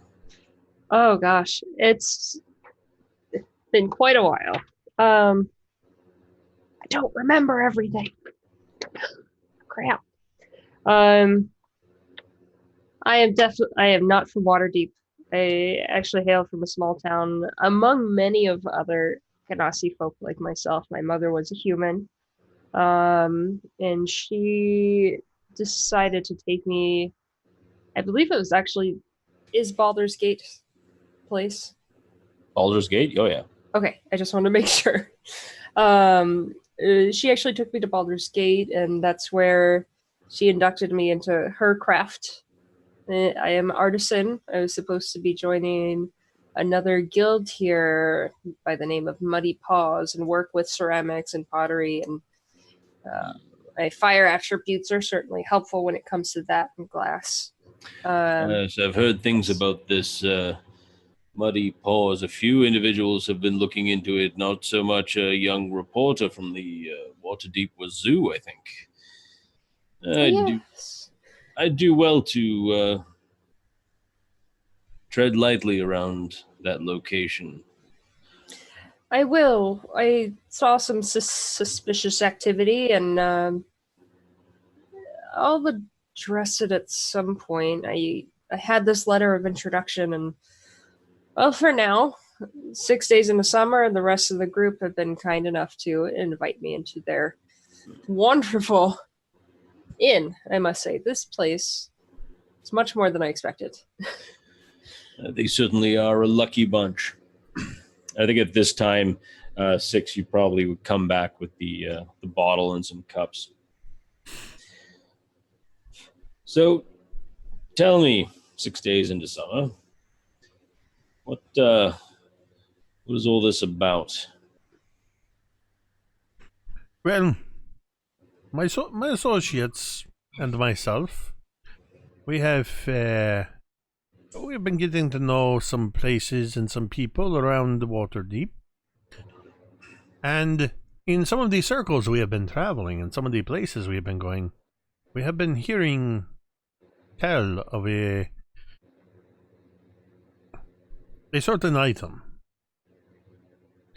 An item that seems to be of some prominence. It is called the Stone of Golor. And I'm wondering what you know of this stone. If it is as a big a deal as some people are making it out to be. Give me a second here. See if you... He leans into you, and he grabs your collar, and with a surprising amount of strength, that he seems to be he doesn't look to be a very, very strong individual. With a surprising amount of strength, he grabs you and brings you very, very close to him. What do you know of the stone, Harper? Tell me.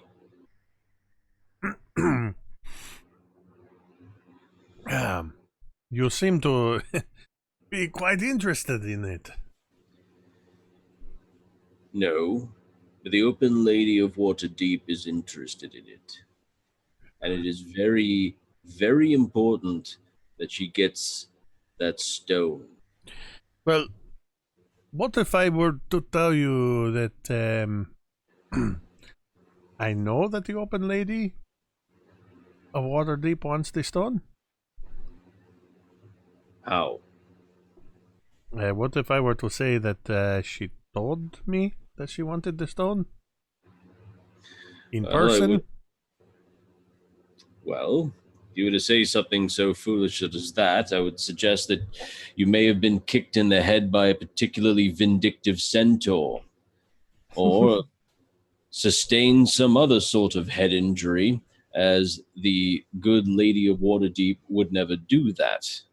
She rarely goes out and speaks with the folk of the city. So, you are, of course, talking about Laryl Silverhand. Of course I am. Tall woman, silvery hair, very silvery gowns. Quite a handsome woman, I must say. And not afraid to step into the dirtier parts of Waterdeep. I see. And when you spoke to this Laryl Silverhand, were her guards with her? Was there anyone else nearby in any way, shape, or form? Well, there was, I was there, and Bevyn was there, and Anna was there. So, no.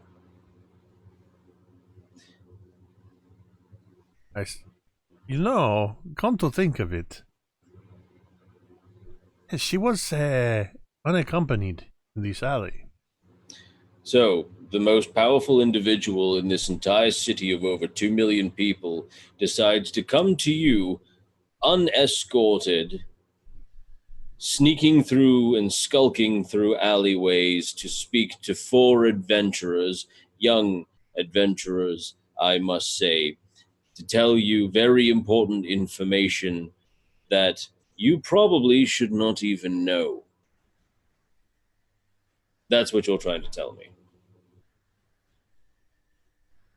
Well, regardless of who okay, so I see what you're saying. So let's just say an individual came to us and told us that they were looking for this thing, and they seem to want it very badly. And judging by your reaction when I simply mentioned it, this stone of Golor is seems to be a much sought after item. And so this is why I wanted to talk to you. It's not through any kind of nefarious means. I mean, and I kind of turn a little bit in a stage whisper away from Asche. I mean, we are Harpers. I mean, we're supposed to do the good thing, yeah? Of course. Absolutely. Oops, I did this on the wrong side. I was supposed to do these to Mert and not to Asche. Oops. Do you understand that you are speaking of the stone that is supposed to lead individual to a vast sum of money stolen by the previous open lord? I do understand this. Good. And you also understand that if someone were to find that money, that it would not be theirs. As a matter of fact, if they were to find that money, take that money, run away with that money, they would be tracked down to the ends of the very world that we live in by assassins and mercenaries and very powerful individuals, because that is a grand sum of money. I think you make your point quite clear. Well, I mean, don't be so brash there, Asche. Mert, you seem to be quite aggressive and almost threatening. We are of the same organization, and I am not in any way insinuating that that anybody would take this vast treasure and just try to abscond into the night. But I must also ask, if it were so simple to track down whoever it was that took the money and track them to the ends of the earth, why hasn't it been found so far?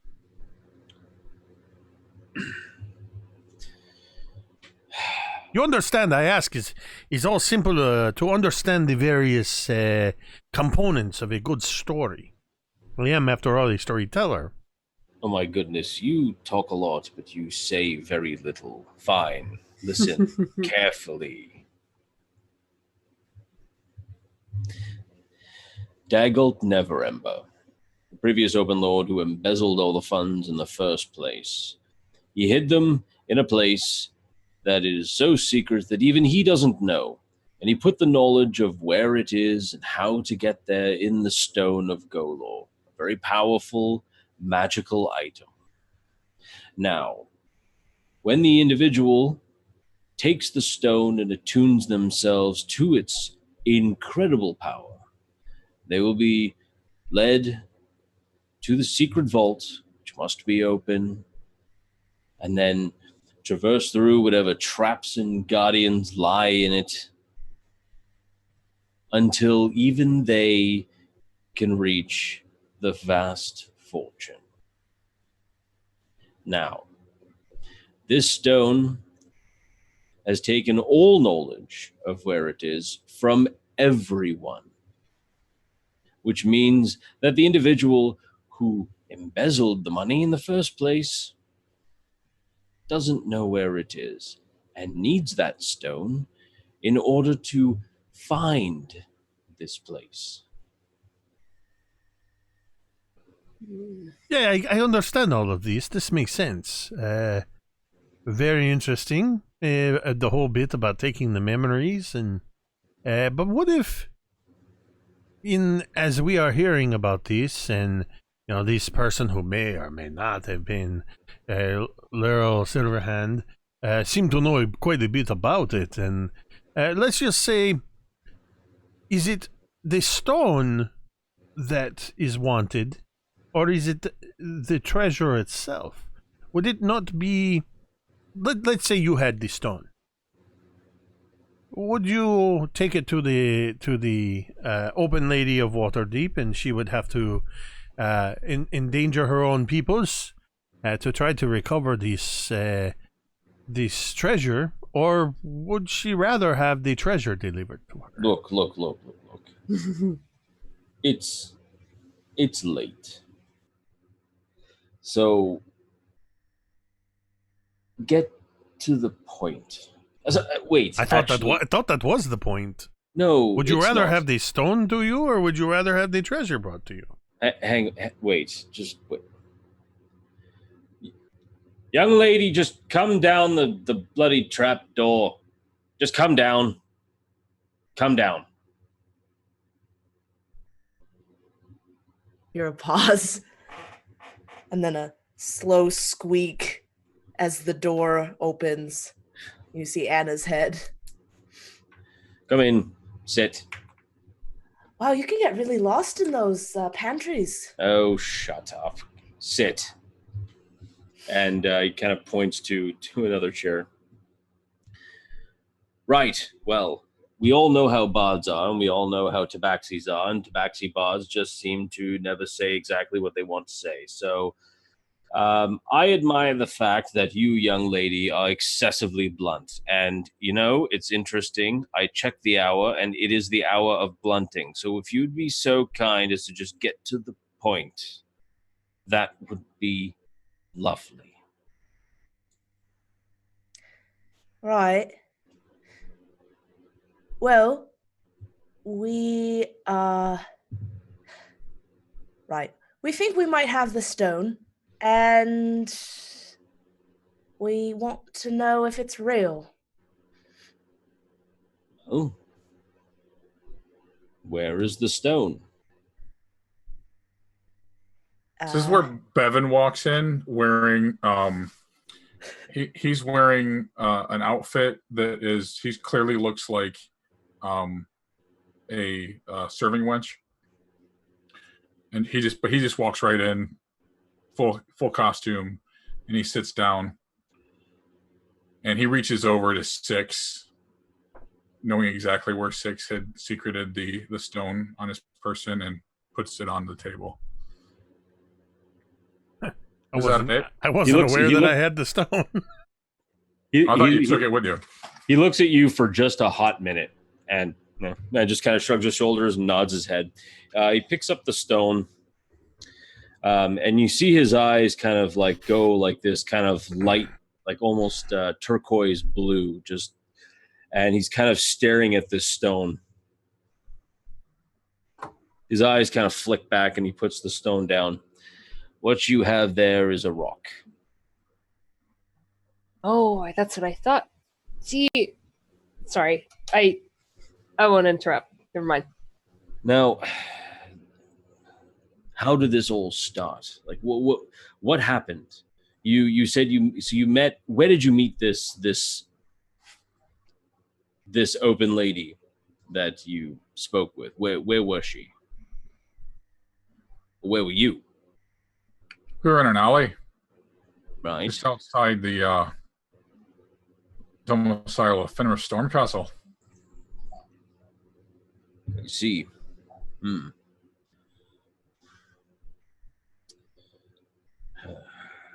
Fenris. He almost spits that name out. He's been arrested, as far as I know. So, after you checked out his home, what exactly happened with this pretend Laeral Silverhand? What happened? She approached us in the alley. Right. Told us Fenris stole a stone. Asked us to go get it. Bring it to her when we found it.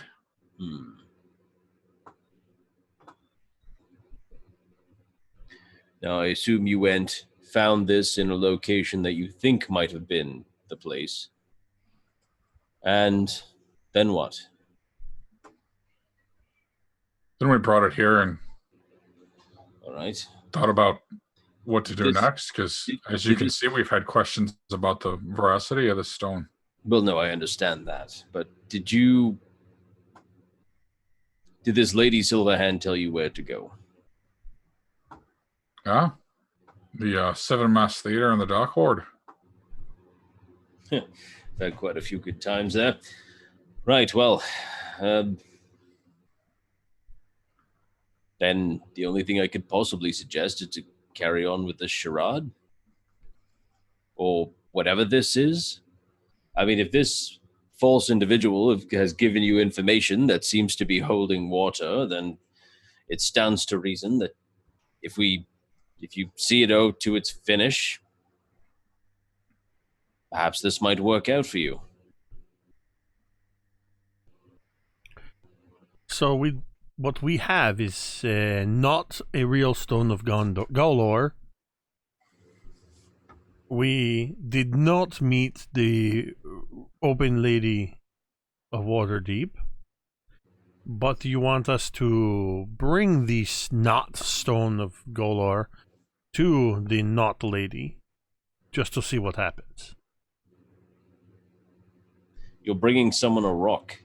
I'm not telling you to bash their heads in with it. I'd like to do a check insight. I just want to make sure he's. Yeah, that's what I was gonna say too.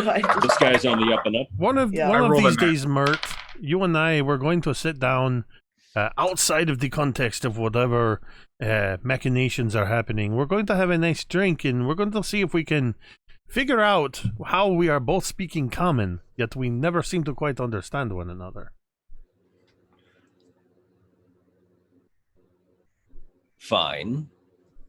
I can answer that question for you very quickly. My conversation goes from A to B to C.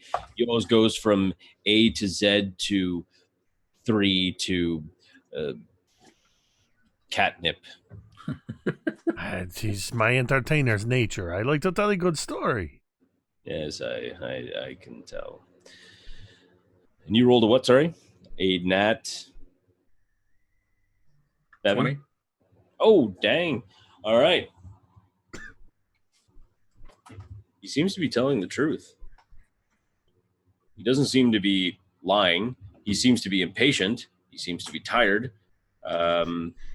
He seems to want to eventually go home, but he's just been dropped like an ancient red dragon in his lap. So now he's got to figure out what the hell this is all about. So, yeah. Well, Mert, you seem to be telling us the truth, which is rare enough these days. I'm getting kind of sick of being lied to left and right. But I think you've got the right idea about you. Well, we'll play this game out. See where it leads us. Can we count on you once we figure out the next steps? Can we seek you out? No, you will definitely have my support. Just send me a paper bird, or didn't Chiaria leave you her little fox? Right. Well, if you need to send me a message, send it to me from there.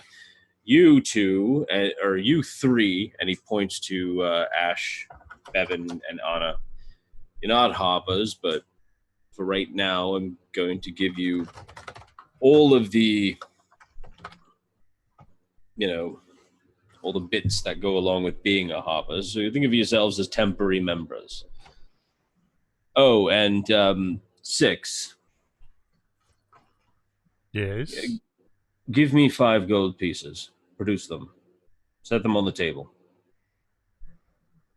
I pull out 5 gold dragons, and I place them neatly on the table next to one another.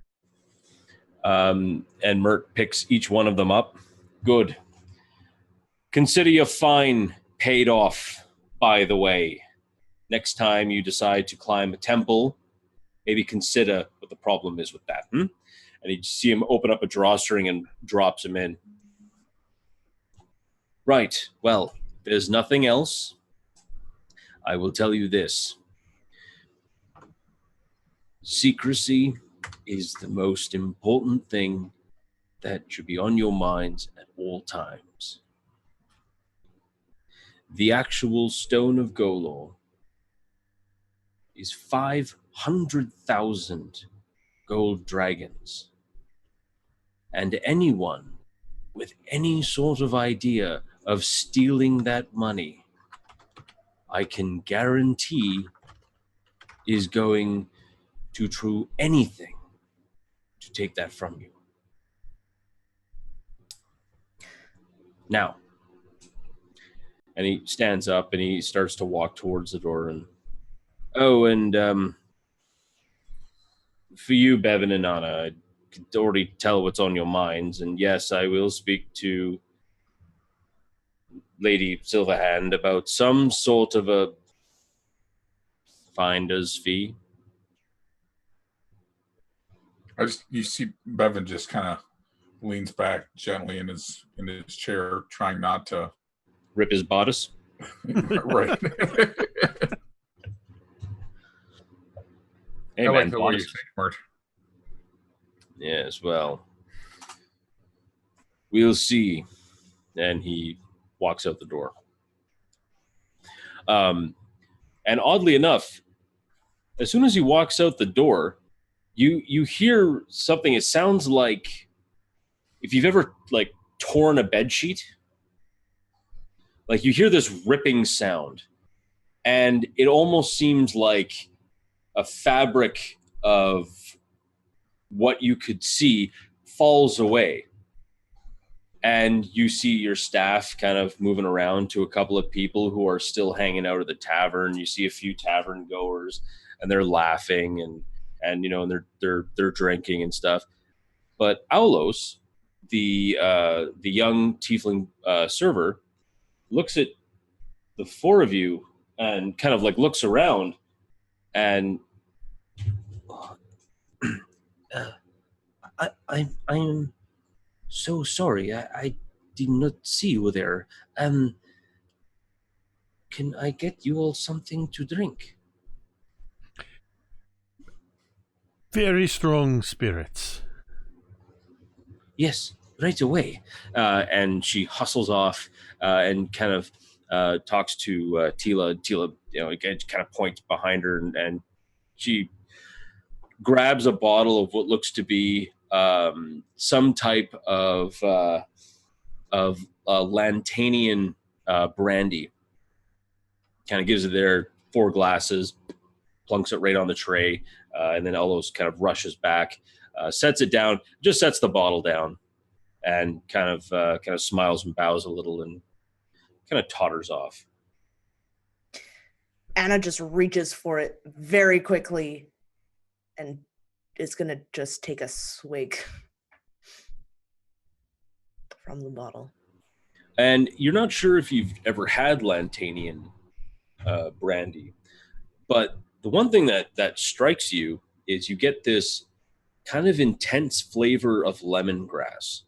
Like it's this like very delicious lemongrass with just like a hint of apricot or perhaps even like a mango. Like it's like this very tropical, very delicious spirit that you're not even sure if you've ever even had it before, but it's mighty tasty. And I don't know if you really want to give that up. Also roll a Constitution saving throw.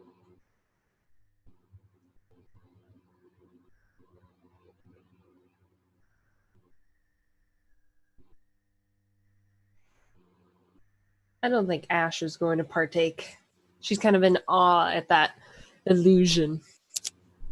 Got a 20. Ooh, 20. that's unfortunate.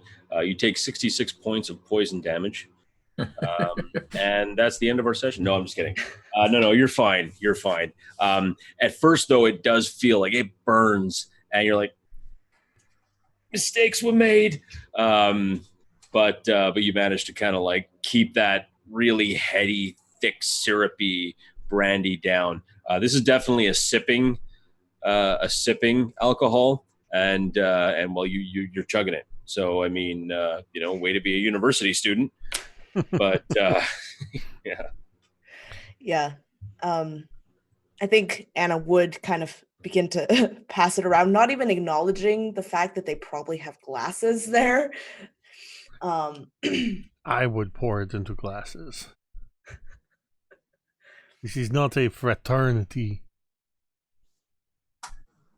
or sorority or whatever. Where's your sense of adventure? But so far, it's getting me scolded by the by my own guild. Yeah, that was pretty funny.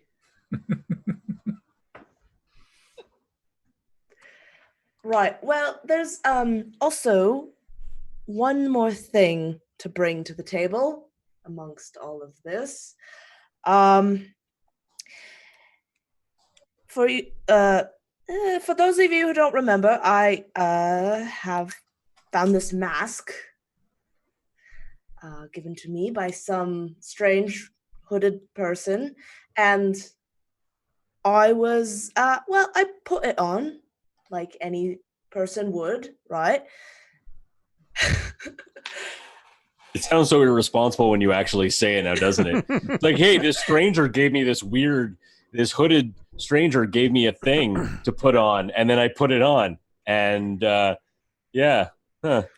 Right, and it kind of disappeared into my skin, and I've been visited twice now by this masked figure. Right, Kiara was supposed to help me out with figuring out what it was or who it was, but she left. So, right.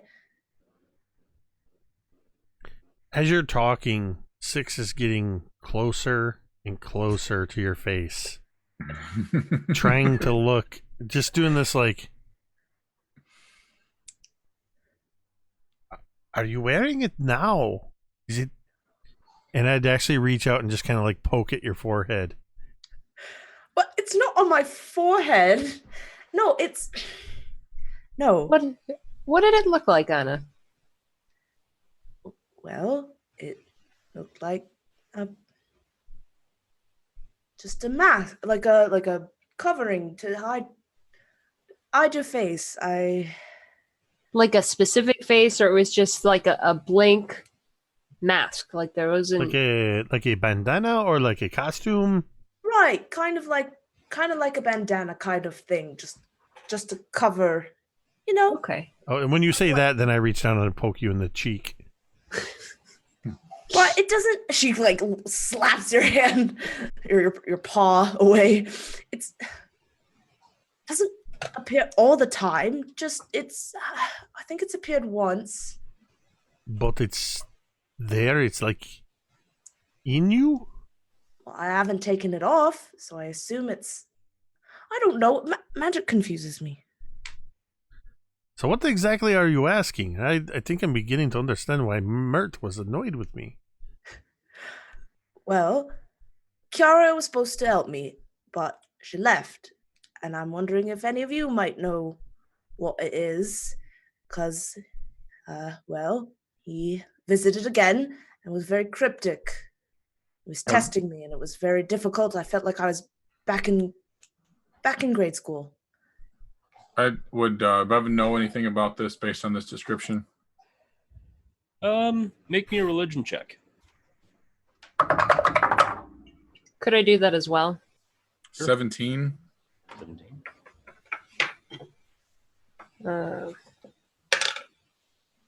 Oh, great. That was a critical failure. Could I use inspiration? Can if you We want. got 12 domain dice too. Yeah, Yeah, I want to 12 use domain a domain dice then, because we have Sure. a lot. Nat 20. Okay, so 21.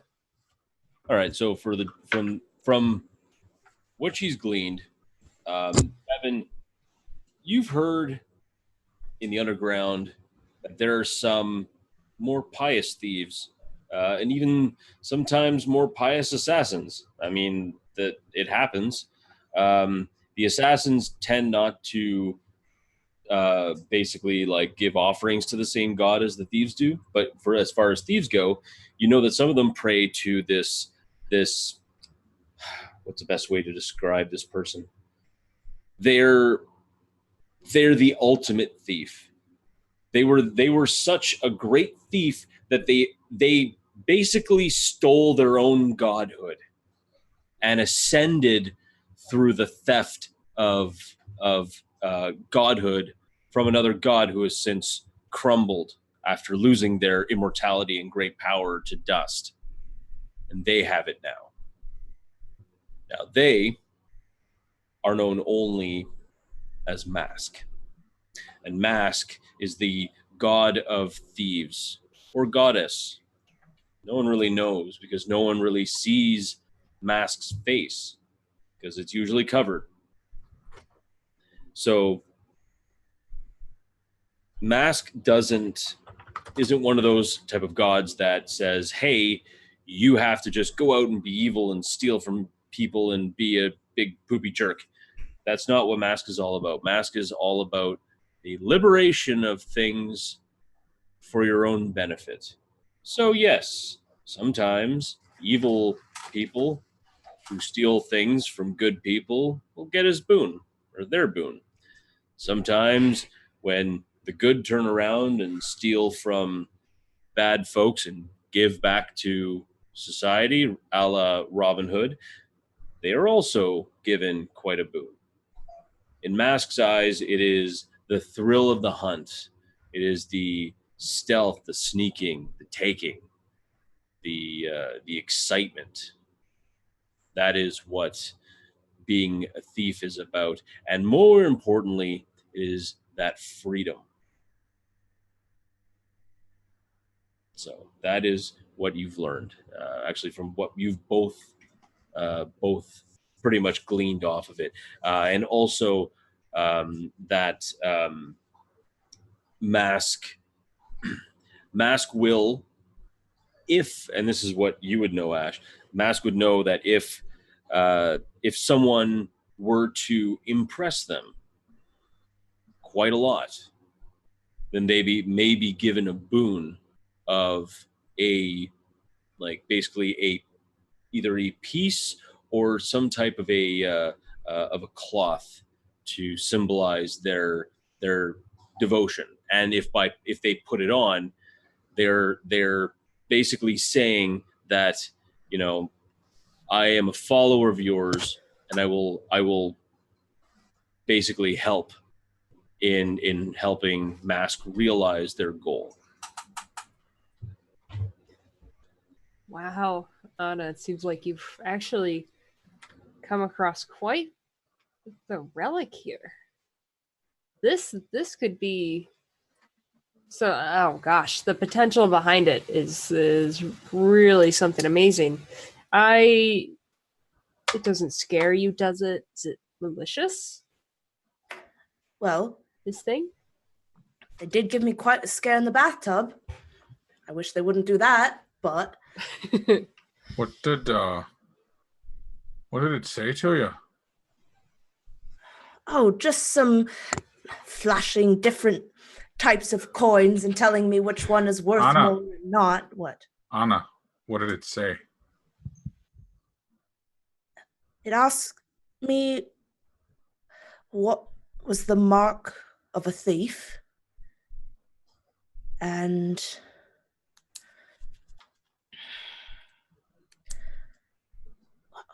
I don't know. Not much for religion. But if a No. god reaches out and speaks to you, it's best that you listen. Why though? Why do they have to get so much more? Whatever. Listen. I found this thing, I put it on, and now I'm getting scared to death by this thing. It's taking all my knives.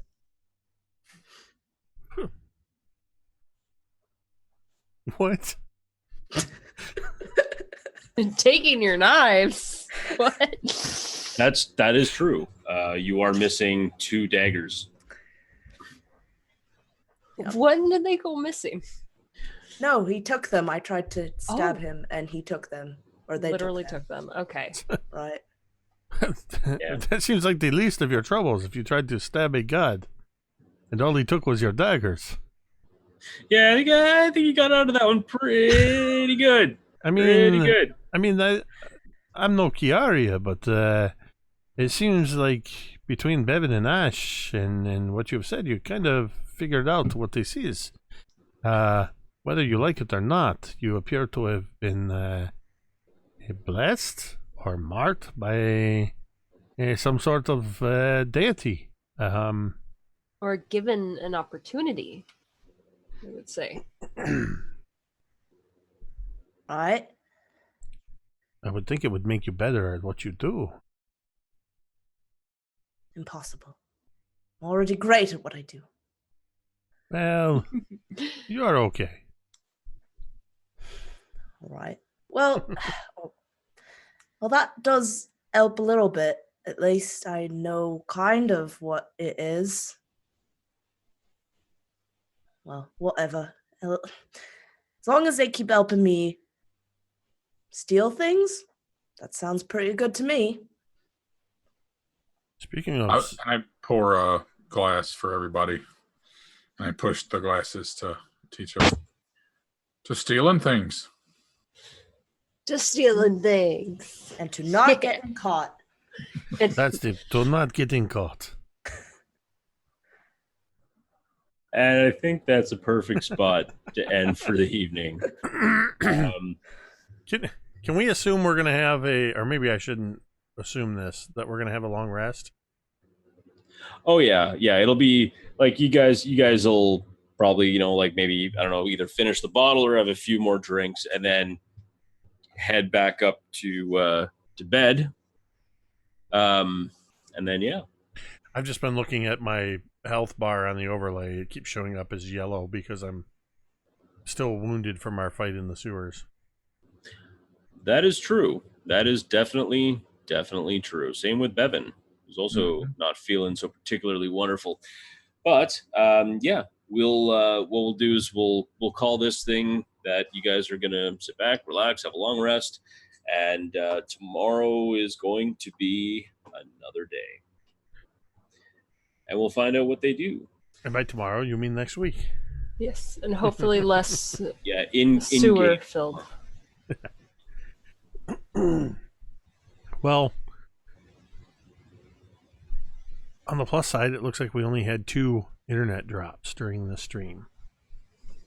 Well, on my end, anyway. Mm-hmm. Well, that's good. Megan's was more of a power outage, but equally out of your control.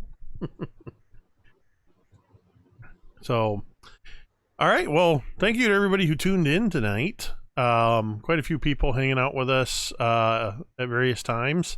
Looks like Cage and Kevin might have been with us just about the entire time if he's still there.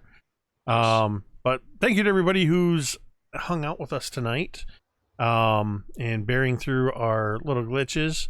Hopefully you are enjoying the game, but I know we are. Even if my bards never seem to get any love. I was going to reference my Minotaur bard in a home game with Dwight, but I forgot I have a green screen and you can't see him hanging on the wall. But yeah, this is, as always, a lot of fun, Mike, and we appreciate everything you do running this game. Thank you to Cassie, Dwight, and Megan for being a part of this, what has been episode 23 of the All That Glitters Waterdeep Dragon Heist. Be sure to tune into Dice on Ice on YouTube tomorrow night at around 9 p.m. Eastern. We will be kicking off Curse of Strahd with Megan as the DM, and I'm playing Eli Lancaster, an interested dwarf fighter. And then Thursday is our episode 16.5. It's sort of a bonus episode following the finale of our season 2 Dawnbringers, which Megan is also a player in. As we're just going to roll through some downtime activities in preparation for next month in July. We will be picking up with season 3 Dawnbringers, The Ghosts of Saltmarsh. And that happens every Thursday at 8:30 p.m. Eastern. And, of course, on Sunday nights with Mike and Megan, along with Marquise and Connor, is our Chult of Personality Tomb of Annihilation campaign.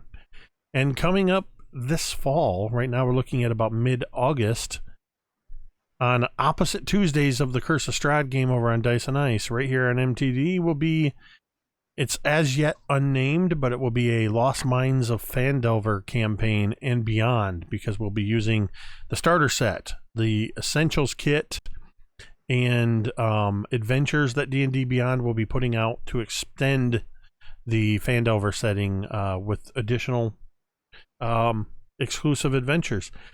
So be looking out for that as we over the next month probably we'll be introducing who the cast is for that show and some other things as we prep for that. So thank you everybody for being a part of Mini Terrain Domain. We're going to go ahead and end the stream before the stream ends itself for us. So we're going to end the stream the same way we end every stream, and you can say it with me if you want.